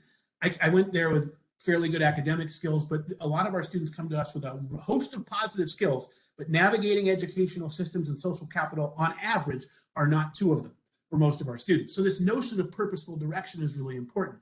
A lot of institutional silos. How about cross-functional teams working on things? That's really in the kind of Appendix B where I talk a lot about that. You had a lot of discrete strategies in boutique programs historically, and not to say those are bad. minority male program. We in California, we have Puente for Latinx students, Umoja and other programs that help African American male students. Those are great programs. They often didn't operate at scale. And calling them boutique programs, I don't love the phrasing because they were doing really good work. And by the way, in many cases, producing really strong outcomes. The question is, how do we integrate coherent student experiences at scale? And by the way, some of those, what we called boutique programs, can move to being affinity or targeted programs that are still trying to right some systemic wrongs, but they're doing so swimming with the stream of the entire system rather than against it, which is, I think, what they've done in a lot of colleges historically. We got a lot of support services. Optional by referral. Kay McClenny, very famous for saying students don't do optional. By the way, that's same from SESI, where a lot of that comes from, those SESI surveys. Students also tell you many times over and over throughout the years, if you know at the institution there's something I need to do that's going to increase my success, require it. Make it mandatory because I'm not going to do it otherwise, right? And so this notion of doing the important things and having them not be optional is integrating and contextualizing academic support. Don't be afraid of mandatory steps as long as you are kind of monitoring and make sure they're not creating unnecessary barriers, that they're actually catalysts. This is always a controversial one. How did we schedule before? I know how you scheduled before because I used to be a dean, I used to be a provost. You take last fall's schedule, you say, anyone want to change anything? Maggie says she wants to teach at 10, I'm teaching at 9, we switch. We say, cool, faculty are happy. The other question I'm trying to answer with when we teach classes is what's going to fill, right, by course. The problem with all of that is we weren't asking the question, what are the classes students need to take to reach their goals, and when they can take them and actually put them together. If you think you don't have a scheduling problem, ask your students how easy it is to put a schedule together of the courses if they know what they're supposed to take of those courses. Because, and again, this isn't anyone's fault. We're not getting mad at faculty for this. This is the way the system works. I was a dean. That was what we were trying to do. But it's very different, right? When we start thinking about what do students need to take to get to where they want. By the way, this is where the default maps can be helpful, because the default maps tell you how you could put, if you say these 4 courses should come in this 3rd semester for a psych student, can they actually take them on your schedule, or are they all off in Monday, Wednesday, Friday at 10? Right? Those are the questions you can, by the way, not first. Don't go there first. You got to do a lot of other things to get there. But that's the type of thing downstream you can do. Equity is a sidebar to the fact that it's a design principle. You need to think about how do we build in equity at each stage of the journey. So those are some of the big ideas of guided pathways. Again, a lot of information here on nationally. It's in lots of colleges. Interesting, many of the Aspen Prize finalists are Pathways pioneers. And the recent winners, if you looked at them, were all very strong Pathways colleges, many of them in the AACC Pathways project. And so I want to finish with a couple minutes here, and I'm going to move through this really quickly. I just want you to get a taste of this. A taste of what we're talking about is how does all of this guided pathways work? You know, those 4 big ideas, the pillars, we talk about clarifying the path, getting students on the path, keeping them on the path, and ensuring that they're learning. Those are kind of great big ideas for what the colleges can do and should take agency over for the student. I actually recently, some colleagues and I started rethinking from the student perspective, what does this look like? And so we created a series of aspirational student experiences. It's a checklist, but in an evolved world, what would we most want? What would our aspirations be for what our students experience? Now, we can't do all these things at once, but I want to read you this list. We actually broke it out by the stages of the Lost Momentum Framework from completion by design: connection, entry, progress, and completion and advancement. The reason we did this is it mirrors the student journey. That's where that framework came from at the start of CBD. These 2, you could do this by pillar, by the way, if that was the kind of organizing framework. I don't think that matters as much as it does. What are you doing with the student experience? So I'm going to take a couple minutes and read through this. And again, you'll have all of these. And we also want to think about, by the way, the equity lens of, are we sure that students of different backgrounds, by race, by gender, by income level, are having the same experience as their colleagues in the more dominant their white counterparts? So let's think about that as we go through these as well. We divided them into these 4 stages. Here's an example at the connection stage. This is kind of interest to enrollment. That each student receives sufficient information to make an informed initial decision of meta, major, or program. So not just they make a decision on the application, but they have enough information to make an informed decision. What would it look like to build that? That's an aspirational statement about the student experience. The question for you is, how do you actually produce that? What are the processes and systems and connections you have in your system to produce these experiences? How about each student takes part in experiences like orientation that build a sense of belonging to the institution? I don't know about your orientation, but a lot of mine at the colleges I worked at, a lot of colleges I worked with, was kind of the catch-all, here's everything we think you might need to know in your 2 to 5 years at the college. Here's a big handbook. Hope it goes well, right? Rather than actually using orientation to start the process of building connection belonging. We, by the way, think that the meta major, this notion of fields of interest or meta majors can be a very strong way to build connection and belonging as well. But how do we start building that connection and belonging, especially for those who don't have the social capital or the history navigating educational experience? How do you build that sense of belonging and connection? We want each student to have those experiences. And by the way, if they are optional, most of them won't have them, right? So how do we make some of them mandatory? Each student is screened for basic needs and connected to services to address them. We know that many things affect our students' ability to attend and progress successfully through college. My colleague Priya, I mentioned earlier, is very deep into this research on basic needs and financial stability. We've got some resources on our website that were just released that can help on this as well, including a whole series of aspirational student experiences from a financial stability standpoint. I'll drop the link into chat when I'm done here to those as well. But each student is screened for basic needs and connected to those services. Receives assistance with a financial plan. So we're going to have a pathway plan, but we also need a financial plan for how we're going to get there. What are the things you can do, hopefully not involving loans, between Pell Grants, work study, other things that we can do to help students with a financial plan to help complete their pathway. Some things at the entry stage. By the end of the first semester, each student makes an informed choice about their program of study. This is a lofty goal, right? Not all students will have a very confident kind of choice about their program of study by the end of the first semester, but we would love if most of them would, because then they'd be actually making progress, actually, again, feeling a sense of belonging and connection, which we'll talk about in a second. They all have got a default program map. We talked about the difference between maps and plans. You'll see that on the next slide, but every student's got a default program map for the program that they choose. And then that each student, this is a big one, gets a customized full program education plan that gives them junior status when they transfer or direct entry into the workforce with a living wage job. This is the goal of life. We have a couple of community education students out of 100, but the vast majority of our students are either moving on a path to transfer or to a living wage job. That's it. Those are the two things. And by the way, the ones who are transfer are trying to move to a living wage job just farther down the road, right? This is what they're trying to do. So how do we get them a plan to get there? How about a first semester experience that builds community, that introduces the meta major content, that helps them develop an ed plan and strengthen college success tool? I will tell you that I think the easiest way to do this is probably some sort of first year seminar type course, right? Can you do this other ways? Sure, you can do it other ways, but this notion of how do we take that all important first semester, not all important, very important first semester. How does that work for your students? How do they have a first semester experience that does build community, meta major content, ed plan, and strengths and success skills? Another one, how about that first semester course, that awesome experience, the light the fire thing CCRC talked about earlier. We reproduced that here. And then here's a big one. How about students successfully completing transfer level math and English courses in their first academic year? The research tells us, by the way, two things are highly predictive of downstream completion. One is completing math and English in your first year, and the second is credit accumulation, transfer level credit accumulation in the first year. Those of you who are statistics dorks like me know that R squared is a percentage of variance in something that you're trying to predict that you can explain with a series of variables. In this case, like transfer level math and English attainment, credit attainment. R squared that's strong is usually around 0.3 in statistics books, like 30% of the variance is explained. That's a pretty strong predictive ability.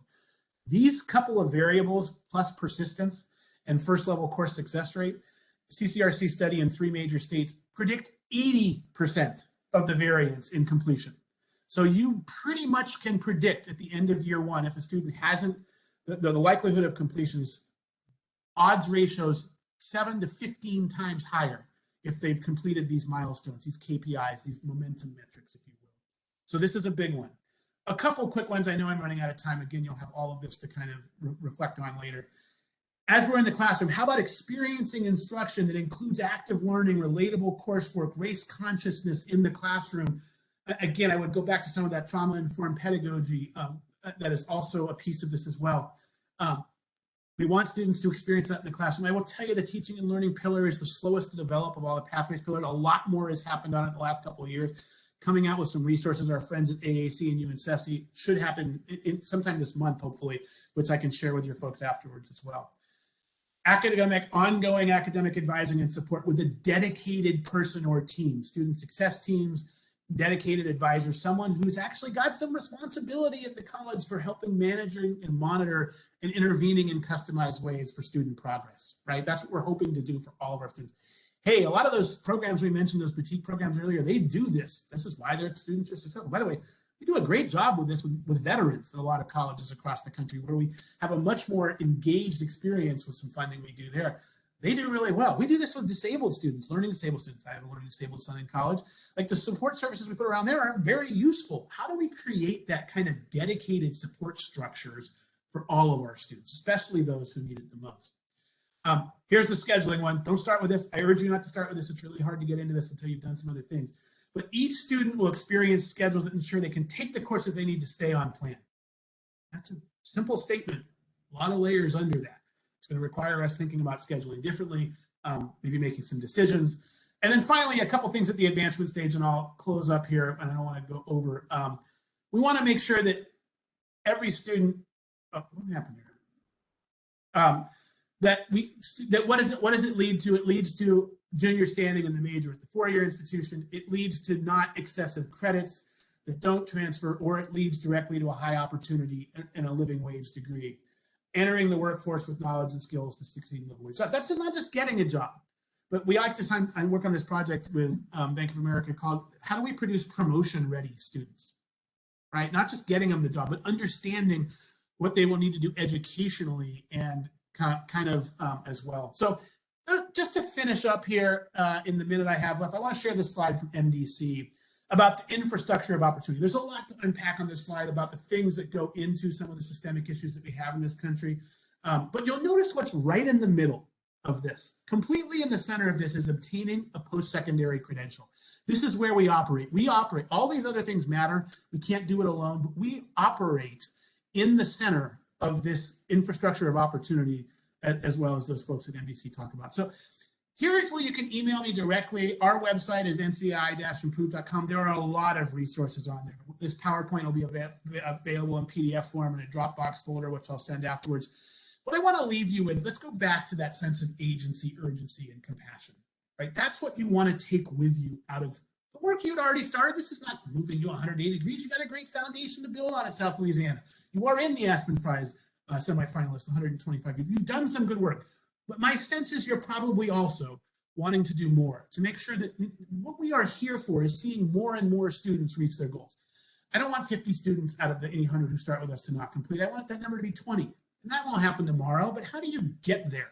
How do you get there over time? So happy to be here with you today. It's always hard to do this virtually.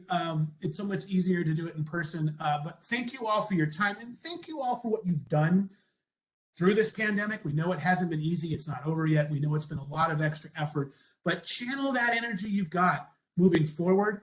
And this will be wonderful work that you do at South Louisiana to take you to the next level. So thank you so much for your time today. Thank you so much, Dr. Johnstone. We're very excited to have you shared with us today. This is great information. I had the pleasure of working with you in Texas on the Texas Guided Pathways project, and I'm very eager and so thrilled and excited to see everyone's comments in the chat as you were presenting and sharing key takeaways for us today, as SLCC is relatively new to the Guided Pathways model. So this is a great introduction for us today as we start beginning the work here in really combining some of these conceptual frameworks into actionable items and strategies that we can employ to begin working towards more models for student success here at SLCC. So thank you so much for your time with us today. We're excited and we are looking forward to beginning more work together collectively on student success projects that will help our students across SLCC. So thank you, and we appreciate your time today and joining us.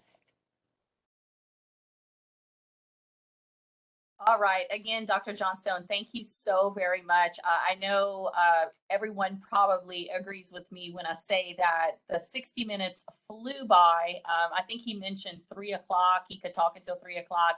And I know I could have listened to his presentation that whole time. So it was definitely inspiring and enlightening. And I know we cannot wait to get to work. So definitely comes at a perfect time when we're reimagining the student experience at SLCC. So at this time, we will take a final 15-minute break. So please return by about 11:16 to hear the final presentation for today's spring semester kickoff. See you in a few.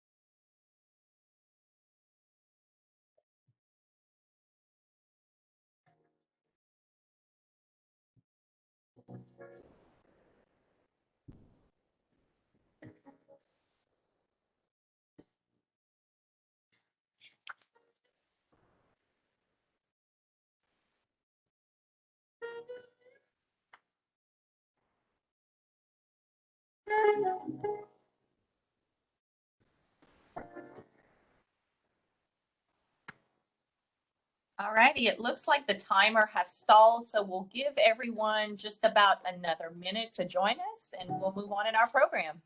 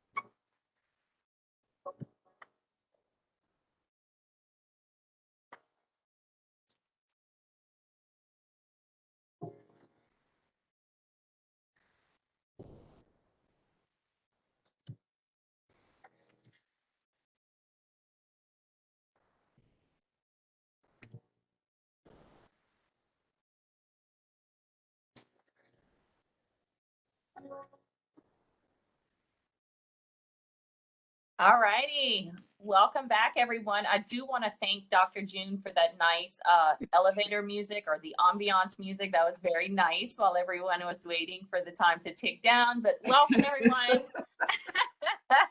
Dr. June, I thought you would give us a different kind of music, something a little bit more upbeat, but I will take elevator music any day. No, that's not elevator music. That's smooth jazz. That's the type of music that allows me to beat these keys. That's I like that. And you just schooled me in music. So sorry about that. But we hope I have to mix it up. I have to mix it up, right? Well, I think I speak on behalf of the executive team that we really hope you've enjoyed the morning so far. The final part of today's program will take a look into progress on some really key initiatives at SLCC, along with some exciting things that are coming this semester. So to wrap up today's kickoff, I'd like to welcome back Dr. June, including Dr. Charles Miller, Dr. Crystal Lee, Mrs. Alicia Hewland, and Dr. Kevin Browning. Thank you, Lana. Thank you. And welcome back, everyone. I tell you, that last session with Dr. Johnstone was just incredible. And I was very, very pleased and excited to see people genuinely interested and excited about guided pathways. I recall a couple of years ago when Courtney Schoolmaster and our former Dean of Liberal Arts and Humanities, John Wright, began conversation about guided pathways. It was so far away from where we were at the time with rolling out several different initiatives and trying to clean up our business processes and so forth and so on. And to be in the space that we're in now, coupled with some other key initiatives that are on the table, I think that we are certainly on the right track, and I couldn't be more excited.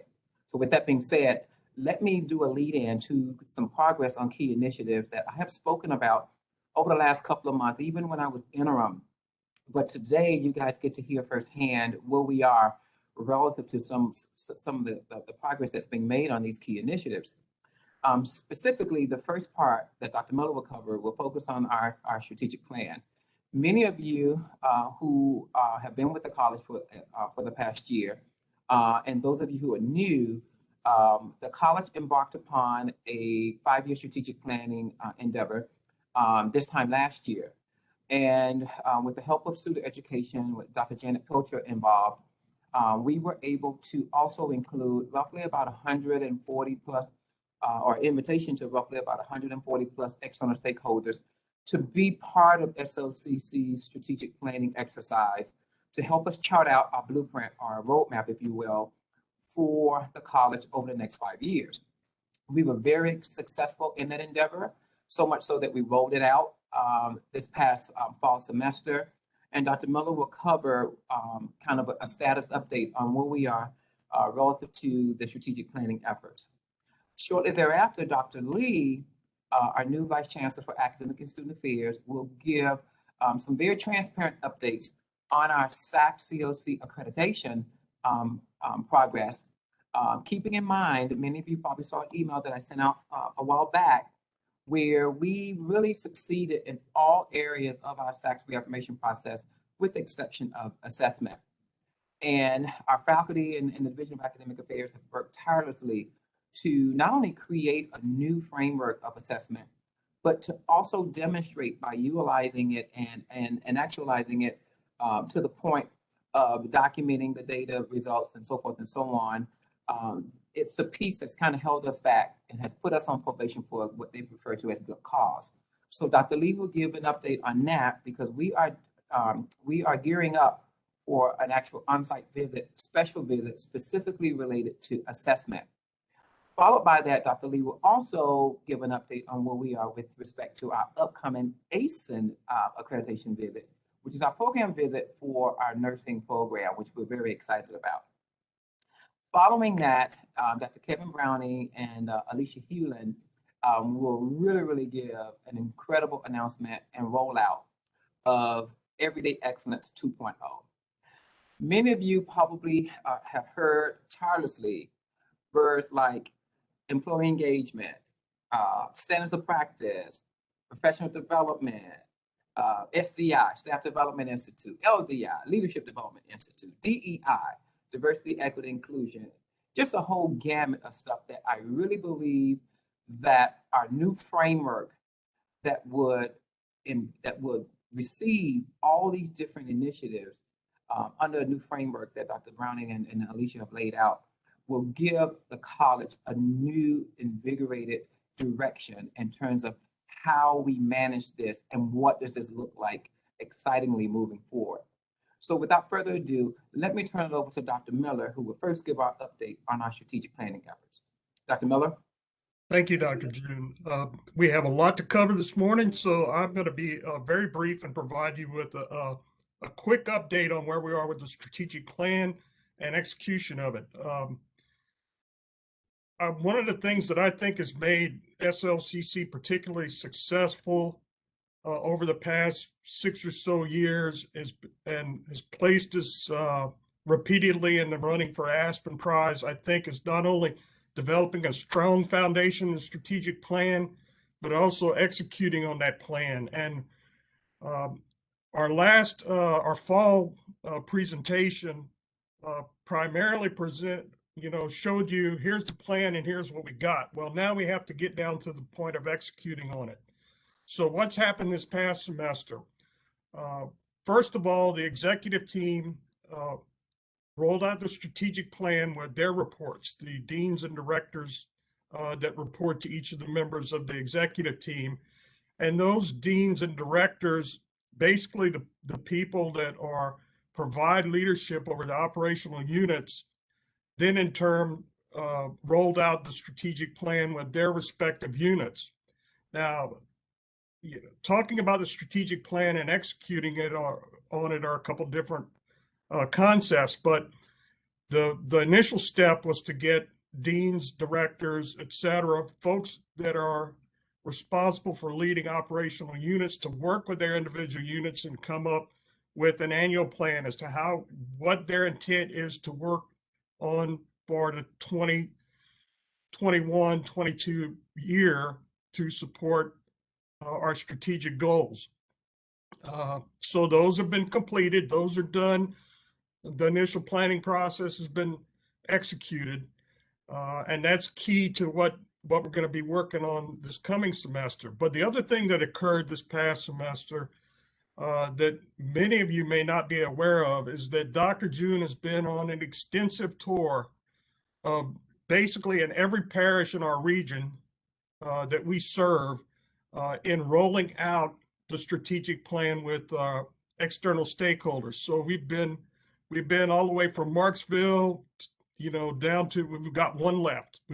We still have to do Vermilion Parish, but we've been in every parish that we currently serve, sharing, our strategic mission and perspective with individuals in the community, in order to ensure that the stakeholders understand what we're up to and what we're trying to do to best serve our communities. So what's coming up in spring? The reason why we initiated the strategic planning process and had units do initial plans is because we wanted units to tell us what is most important to them in terms of working on. If you recall, those of you who are around in 2015 when we did the strategic plan back then, basically executive got together in a room and said, here's what our college-wide objectives are. Here are the key outcomes we want to achieve as a college. And then the vice chancellor said, here's the key outcomes we want to achieve for our division. And then the units had to work from there. This year, we kind of flipped that on its head. We wanted to understand from the grassroots level what units in the college are trying or see as most critical in accomplishing. From that, we're going to do basically an analysis of what people have included in their annual plans this year to say, here's what we're seeing at the unit level as key outcomes. Here, in turn, what should the division level key outcomes be? And then after we've assessed all that, what should our college-wide key outcomes be? So that's going to be a process that will be facilitated through the Office of Institutional Excellence. Once we have an agreement on what the key outcomes, our key measures are, then we're going to basically, those of you that, again, that have gone through the process, we're going to develop scorecards. We'll be able to develop scorecards at the unit level, division level, and college-wide level. We'll establish baselines. We'll pull the data that we need to say, here's where we're at now, and we'll help folks to set targets against those baselines. And then from there, we'll have quarterly meetings to evaluate progress on the baselines and targets, and that will be kind of ingrained in the yearly planning process or yearly meeting process. So it's really, again, getting us back to where we were in terms of having well-defined targets, well-defined goals, and moving forward with execution of the plan. So just because Dr. June spent the fall kickoff talking about it doesn't mean we're done. We're just getting started. So stand by. Thank you, Dr. Miller, for that update. The other piece I want to add to that, is how this information is translated to a piece that we launched this year for the first time that has really, really given our external business and industry partners, as well as even some of the local parish government that we work with as well, an inside perspective on who SOCC is. And that's our annual report piece that we rolled out. What I envision and what the executive leadership team envision is an annual report on a consistent basis that's an extension of our strategic planning efforts on an annual basis that translates into direct deliverables in the annual report that would showcase and highlight achievement and impact that SOCC has made relative to the benchmarks that we've established as part of our strategic plan. So the tactical pieces that Dr. Miller mentioned with respect to the unit level, the division level impact will be key for us because it says to our constituents how the institution is making an impact on the educational landscape of the Acadiana region. And I think that is probably the most important piece that helps to keep our business and industry partners aligned in real time with SOCC. it's a game changer for us. So I appreciate everyone's effort to maintain the continuity of the strategic planning efforts. And thank you, Dr. Miller, again for the update. I'll now turn it over to Dr. Lee, who will give updates on our Socc accreditation, as well as individualized program accreditations as well. Dr. Lee? Thank you, Dr. June. So I'm going to be sharing with you in this part of the presentation a walkthrough of the timeline of Socc reaffirmation, as well as our programmatic accreditation for SLCC programs for which we have active programmatic accreditation. So to start with, let me walk you through what you see here on the screen. And this is the time frame, a little historical, as well as current and upcoming activities related to our Socc regional accreditation, for which the college has been working through in the last couple of years and is moving forward on in the upcoming term. So many of you who were here will recall in the spring of 2019, SLCC had its reaffirmation visit. And at that time, in June of 2019, the Socc board reaffirmed SLCC. It did request submission of a first monitoring report, which included requests for more information on standards 8.2A and 8.2B. So with those, that's the two standards that relate to educational programs on student outcomes and general education student outcomes. And so at that point, many in instruction will remember that there were, at that time, there was a lot of conversation and changes in regard to revising the assessment processes to collect the information that was needed for accreditation. And so during the summer of 2019, and especially during the fall of 2019, SLCC worked on revising and implementing these revisions to the assessment process to collect the information in the courses to be able to demonstrate for Socc the student learning outcomes for both educational programs and general education outcomes.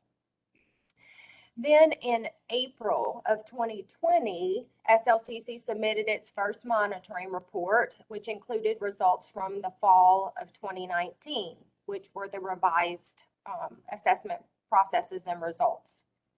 In September of 2020, the Socc board requested a second monitoring report on these same two standards related to educational programs and general education outcomes. The rationale from that was essentially related to the amount of data showing, documenting both the outcomes for educational programs and general education outcomes, but also for improvement of results, which is a really important aspect of Socc documentation. So what was done at that point is SLC submitted its second monitoring report, which included results from fall 19 to spring 2020. And these results for improvement were shared with Socc committee at that time. And then in June of 21, Socc approved SLCC for continued accreditation, but the college was placed on probation for good cause. And the reason for this was related again to these same two standards, 8.2A and 8.2B, and it particularly related to, number one, the amount of data related to these demonstrating the outcomes, and two, the results for improvement and use of the data documenting improvement on student success within the courses. So in summer of 21, a decision was made to report assessment outcomes and improvement on a semester basis versus an annual basis. And the reason for this was to provide Socc with documentation on a semester basis to provide more information that was more in real time of what students were doing in the classes, to be able to document that improvement semester to semester. And so in September of 2021, SLCC met with the Socc Vice President to review the college's processes and the changes that were made in regard to moving from an annual to semester basis, as well as ensuring that the college was on the right track with what we were doing.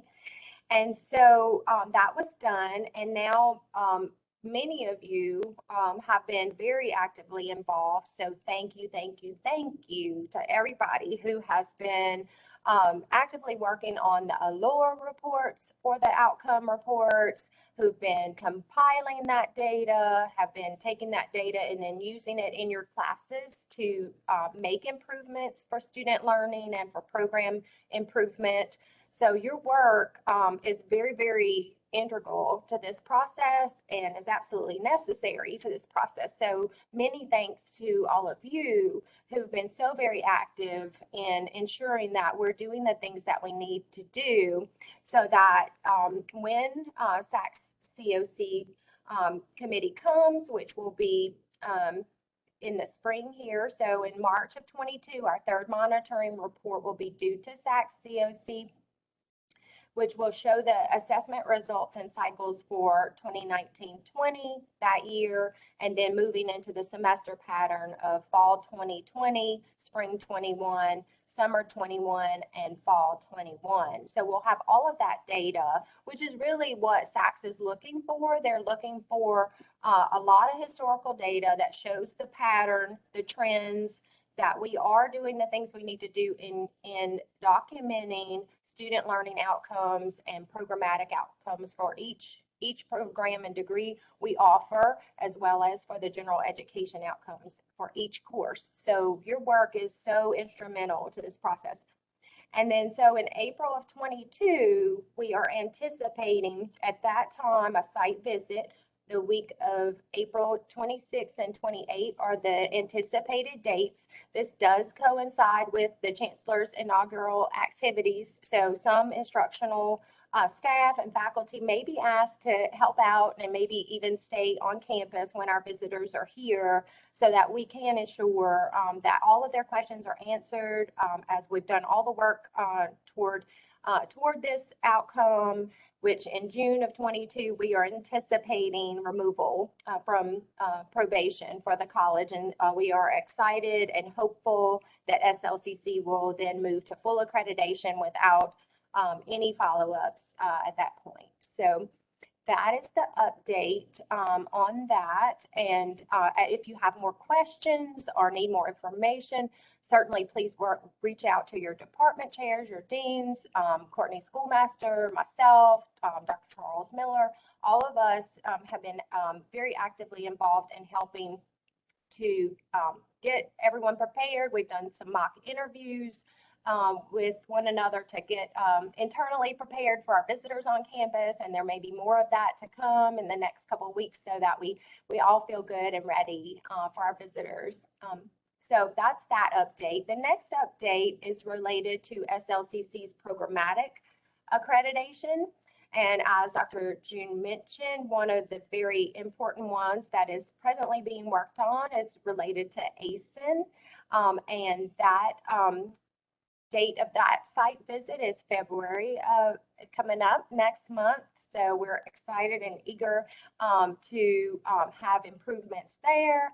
Many of you may be aware that the college NCLEX scores were below what they needed to be. So thanks to all of those in nursing and allied health who are working very diligently to look for strategies to help student improvement in regard to identifying areas where students can perform in a higher rate as we prepare them for the NCLEX success. And so that really starts really at the very beginning. And so I know that Nursing and Allied Health has been working with admissions on revising the actual selection and enrollment process for admissions on into retention strategies to help students be retained at a higher level, and also for faculty to be retained. So we'll have better consistency in our staffing for faculty in the nursing program as well. So a lot is going into preparation for the ASIN reaffirmation and just strategies really for improvement overall as we move into the future for that program. Another program that is presently under review is the HVAC program for Lafayette. That documentation for the self-study was submitted, and so that program is actually under review presently as well. And those are the ones that are currently in process for review. And then you can see in the fourth column there the dates for those that are upcoming. And this information is also available should you want a copy of this as well. So that's the updates in regard to both regional accreditation and programmatic accreditation. And I just want to again say thank you to each of the faculty and instructional staff who have poured hours of energy and effort into successful reaffirmation and for Socc COC and programmatic accreditation. Thank you, Dr. Lee, for this update. There's a question in the chat that asked if they could get the GLO and PLO assignments for classes prior to the semester so that the GLO PLO assessments can be integrated and planned from the beginning of the semester. Yeah, I think that's a great question, and I would ask that we work with the faculty work with the department chairs and deans work together with the faculty as well as our office to ensure that we have what we need there. So I know we have this week we're preparing for the spring semester start. So we have departmental meetings coming up. So that would be a great time to make sure that we are able to do those things. Thank you, Dr. Lee. I appreciate this thoroughness in terms of the visual dealing with the program accreditation, because I think oftentimes we put so much emphasis on the college's accreditation, but we forget about the programmatic accreditation that are very essential in terms of, supporting student success, innovation, and in many cases, when we work with Atlanta's Office of Institutional Advancement, and we have conversations with potential donors, as well as just from a basic development landscape, the actual standing of our programs are very important and attractive in that sense. When we are looking to add additional value from a monetary perspective, but even when we are looking at adding and building relationships with partners, it's important. The advisory piece that I spoke about earlier speaks to why we have to be sure that we are meeting the requirements of programmatic accreditation on the front end. I think oftentimes what happens is we wait until the announcement comes for us to go through the programmatic accreditation, and then we rush at the nth hour trying to meet whatever those standards are. And it's in those types of situations where we are most vulnerable. And so one of the things I've spoken to Dr. Lee about is looking at where are we? When was the last date for a site review? What's the current temperature and requirements under the programmatic accreditation? Are we up to speed now, even though we may be 2-3 years out? Where do we stand? How do we ensure that we're not rushing at the nth hour to ensure that we are not vulnerable and putting ourselves in a precarious situation? So I think we're on to a different trajectory with respect to program accreditation. And I want to echo what Dr. Lee mentioned earlier. I want to give kudos to our faculty, our department chairs, our academic deans for driving this new direction with both supporting the college's accreditation as well as the programmatic accreditation, and being our best up front and not at the nth hour. So thank you so much. The next area is, and that I'm really excited about, is our Everyday Excellence 2.0. I am so excited about this. I see Alicia just beaming, and I know Dr. Browning is very excited. But many of you read an email that I sent out probably close towards the end of the fall semester. If you recall, Kevin Browning was our director for the Center for Professional Development under a different initiative when our former chancellor, Dr. Harder, was here. And because of all of the different things that we have just done exceptionally well, we have so much going on. We thought it would be relevant to make some sense and develop a better framework for actualizing the work that we do under the Everyday Excellence umbrella. Interchangeably, we have used acronyms again: Everyday Excellence, Standards of Practice, Employee Engagement. And I even asked myself, okay, this is just too much. We're doing too much. What is all of this, what is this all about? How do we conceptualize this in a way where we are able to still do the great work that we're doing, but it makes sense to the college? So having said that, I'm going to turn it over to Dr. Kevin Browning and Alicia Hewlett. Good morning, everyone. I am really excited to be able to have a few moments with you all today to talk about our strategic engagement initiatives and how we're reshaping some of those strategic engagement initiatives you've really already had a chance to see. One of our newest initiatives focusing on employee well-being was put into action in December. And the positive response that we received on the session regarding stress management, followed by hot chocolate and cookies, was overwhelming. So we know this is the direction employees want us to go: self-care and just employee recognition that goes beyond the 1 year mark. So we're here to really talk about how our strategic engagement initiatives will really revamp or reimagine our everyday excellence strategies. So while many of our team members are accustomed to everyday excellence initiatives that really encompass teaching and living our standards of practice, professional development opportunities such as SDI, LDI, ELI, our annual reward and recognition program, in the year of reimagining SLCC and everyday excellence, we're very much in the expansion stages. So as a general discussion tool on the slide that's up now, you can see the areas that everyday excellence covers and how all of these initiatives are connected to really build our employee engagement program, all in the effort of making SLCC a great place to work. In just a few moments, we'll expand on these different pieces and what that might look like to our college team members. But first, let's just talk about the recent personnel change real quick to make sure everybody's on the same page. So as Dr. June mentioned, in October of 2021, Dr. Kevin Browning, who at the time was the director for the Center of Professional Development, joined my staff. And he's taken on a new role that has pieces of his old position in corporate college, but now has new pieces with a huge focus on the overall employee experience. So as the director of employee experience, Dr. Browning's focus will be on continuous improvement of how our employees feel about working here. And the focus is going to be from the time of onboarding throughout the employee's career. Dr. Browning will be working seamlessly with supervisors to improve all areas that we have touch points in with employees. So without further ado, I would really like to ask Dr. Kevin Browning to take over and talk about and elaborate on the expansion of everyday excellence initiatives that his office will be overseeing with me, that we plan to be launching over the next semester and into the next academic year. Thank you, Dr. Browning. Thank you, Alicia. Appreciate it. And good morning, everyone. It's great to be here this morning.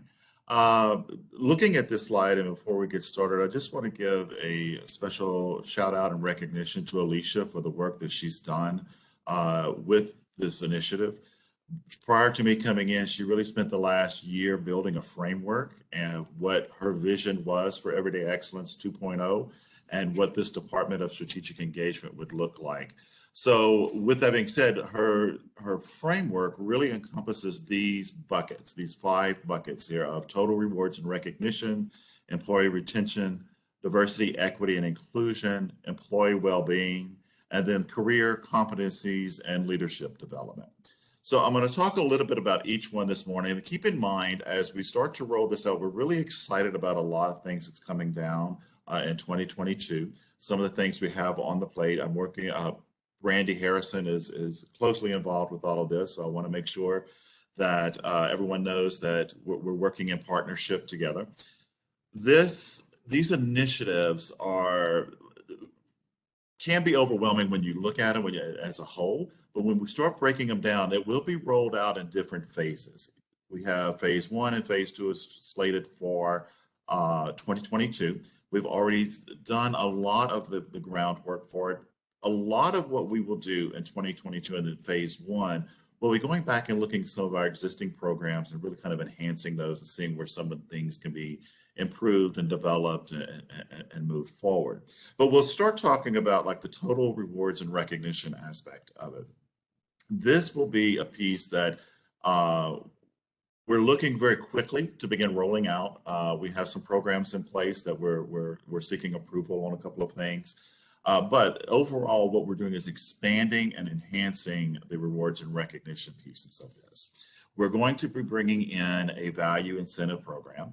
And we're going to also tie that very closely to our professional development side of the house, which I'll talk about in a second. But really, the new program that we're hoping to launch within maybe the next month or two will really focus in on recognition of our employees' growth, their professional development, their contribution to our core values. We will want to recognize those behaviors that are exhibited that really reflect our mission and our vision as an institution. So we want these values and we want these recognitions and these rewards to be consistent. We want them to be of value and we want them to be relative. We want to make sure that they're connecting to our employees, not just necessarily giving kudos for the sake of getting kudos, but also recognizing the value that that individual is bringing to the organization and the value that they're contributing to themselves for skills development and professional development opportunities. So we're looking at just overall building opportunities and looking at building up areas of recognition for our folks. And so we will also be reaching out with some of our other interviews and some of our other surveys with you of how you would like to be recognized, what that looks like, taking all of that feedback with us. One thing that I will tell you we're looking at in March is an Employee Appreciation Day. So we've got some things worked for that, heavily involved with our executive team that's going to participate in that and help us out with that. We're also looking and kind of tying that back into our rewards and recognition, the value incentive that we're rolling out, creating a wall of fame for those folks that have reached certain levels with us as far as this, with the staggering of the rewards program that we're going to roll out. And all of that will make more sense when we have the details worked out and we're able to launch that to you and give you more details on it. But just know that it's coming. I said, these are things that may have to be rolled out in phases, but this piece is a priority for me and I know for Alicia, and we're going to roll it out as quickly as possible. The other piece of that, we want to look at our employee retention, focus on it. Within that bucket, what we're looking at, as many of you know, we've done 30 and 90-day stay interviews. And those were designed where folks come in at 30-day mark and at the 90-day mark, we sit down, we interview our folks, say, have we been doing what we said we were doing? What has been your experience up until this point? When I first came into this role, I looked back at some of our survey results. I looked back at some of the survey comments from the best colleges to work. And I noticed one that stuck out with me of saying, well, you know, it's great with the 30 and 90 days, but what about us folks that's been here for a little while? What does that look like? So I'm also excited to say that we're going to start probably at the end of this month, early part of next month. We're going to start rolling out 1-year interviews, and we're going to start rolling out 3-year state interviews. And that is, again, you know, that 30 and 90 days, when you look at it, that's kind of still the honeymoon period. And a lot of folks haven't had that opportunity to really kind of see the longer term effects of what their role is here and what that interaction looks like. So we want to capture that data at the 1-year mark of what does this look like and how can this be, what are we doing really great and what can be improved on.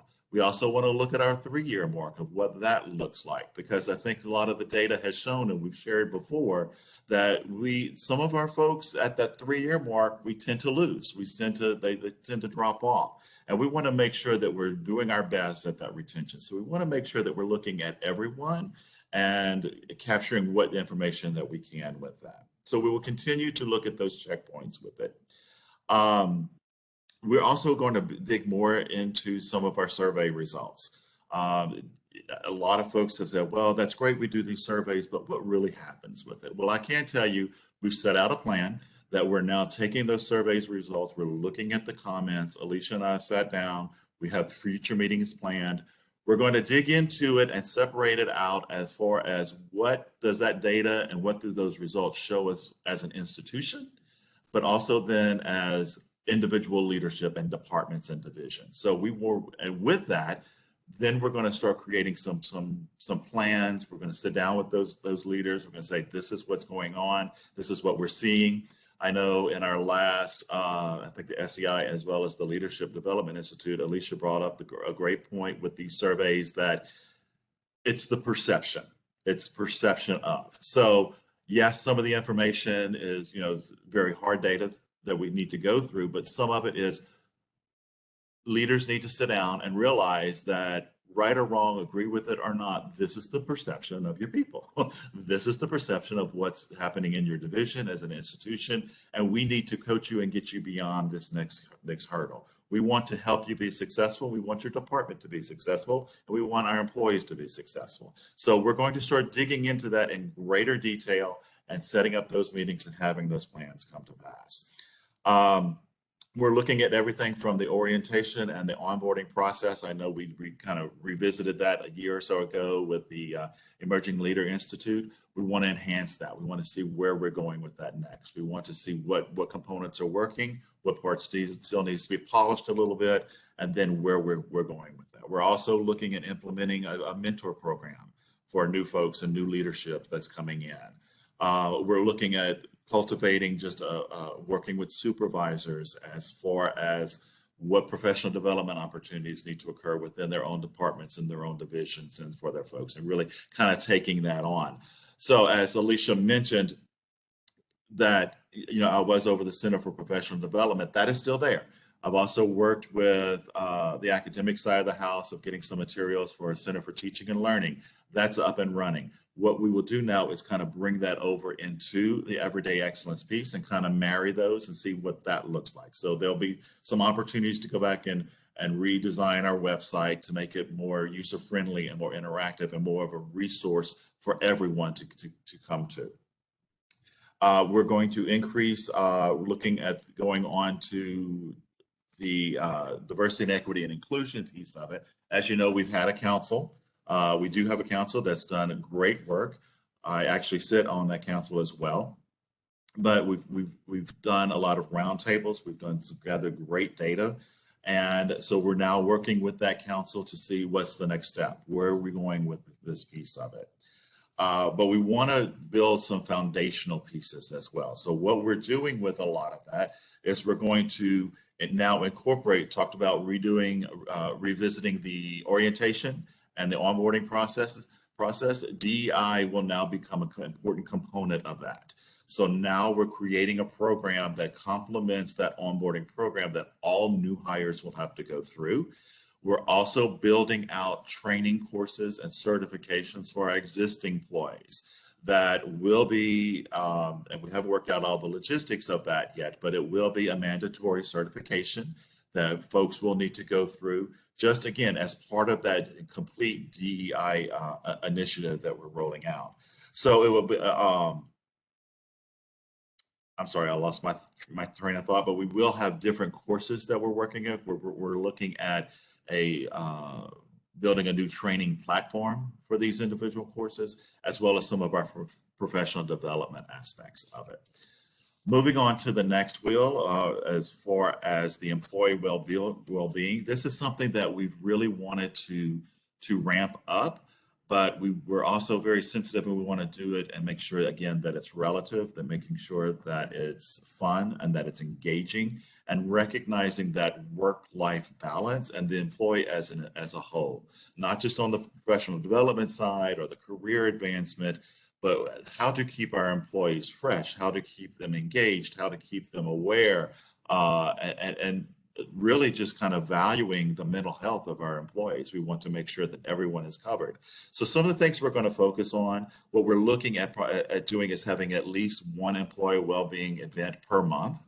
As Alicia alluded to, we did have the mental health for the holidays as far as handling holiday stress. Hopefully in the next week or so, you should receive some communication. Now that we're moving into the new year, we've all kind of reset our New Year's resolutions. We're having a nutritionist come in.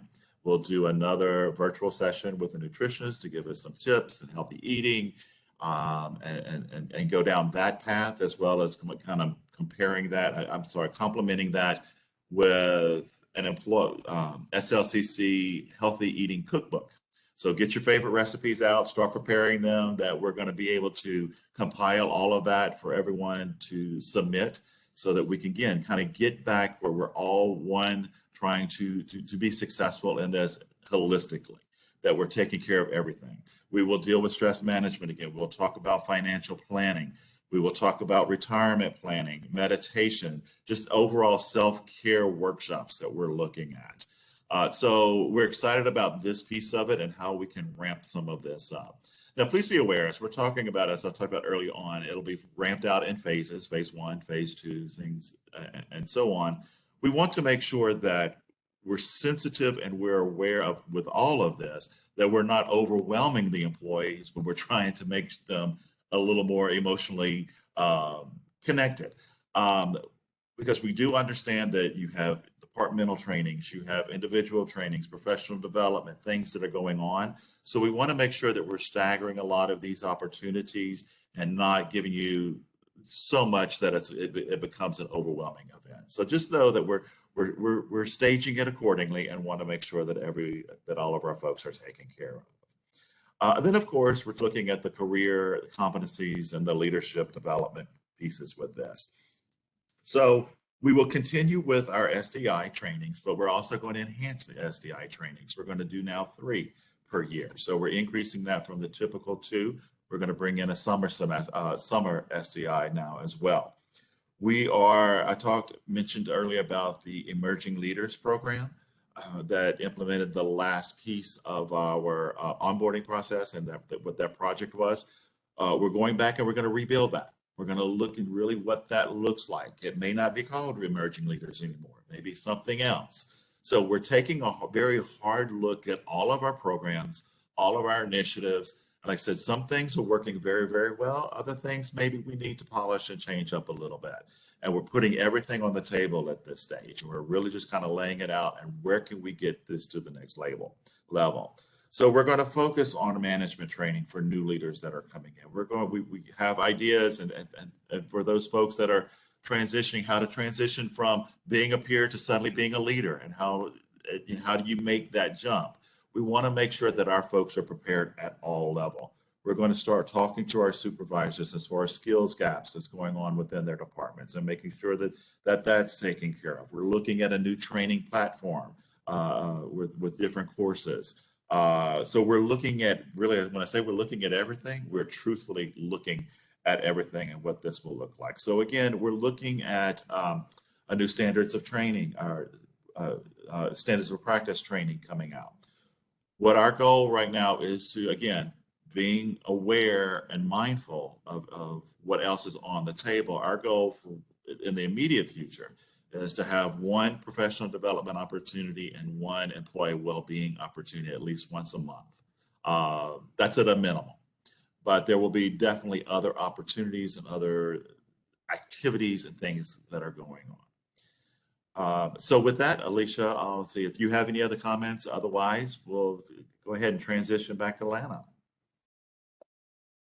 Thank you so much, Dr. Browning. As you can tell, we have some very exciting things on the horizon, but I think you covered it all. Thank you so much. Lana, Dr. June. All right. Thank you all so much. So I'd like to officially thank Dr. June, Dr. Miller for his great presentation, Dr. Lee, Alicia, and also Dr. Browning. There are so many exciting things that are happening, but also that are to come this year in 2022. So while we wish we could be with each of you in person, we really hope that today was educational as well as exciting to hear about all of the great things at the college. I would like to give special recognition to our executive coordinator for institutional advancement, Ms. Brittany Ducote. These events, from the spring kickoffs to the academic year kickoffs, convocations, etc., are under her area of responsibility at the college, and she really works tirelessly with others across the college to make sure that it goes as seamlessly as possible. I'd also like to thank the presenters today, as well as our IT department, for their support throughout the morning. In closing, I'll just say that each year, the executive team, as well as our division in institutional advancement, really look closely and take very seriously the feedback from the evaluations and surveys to continue improving at how we execute these types of events, whether in person or virtually. So a brief survey will be hitting your inboxes within the next few minutes. We ask that you please complete it with your feedback so we can continue providing better and better kickoffs and convocation experiences for our SLCC family. So with that, please stay safe and have a great day, everyone.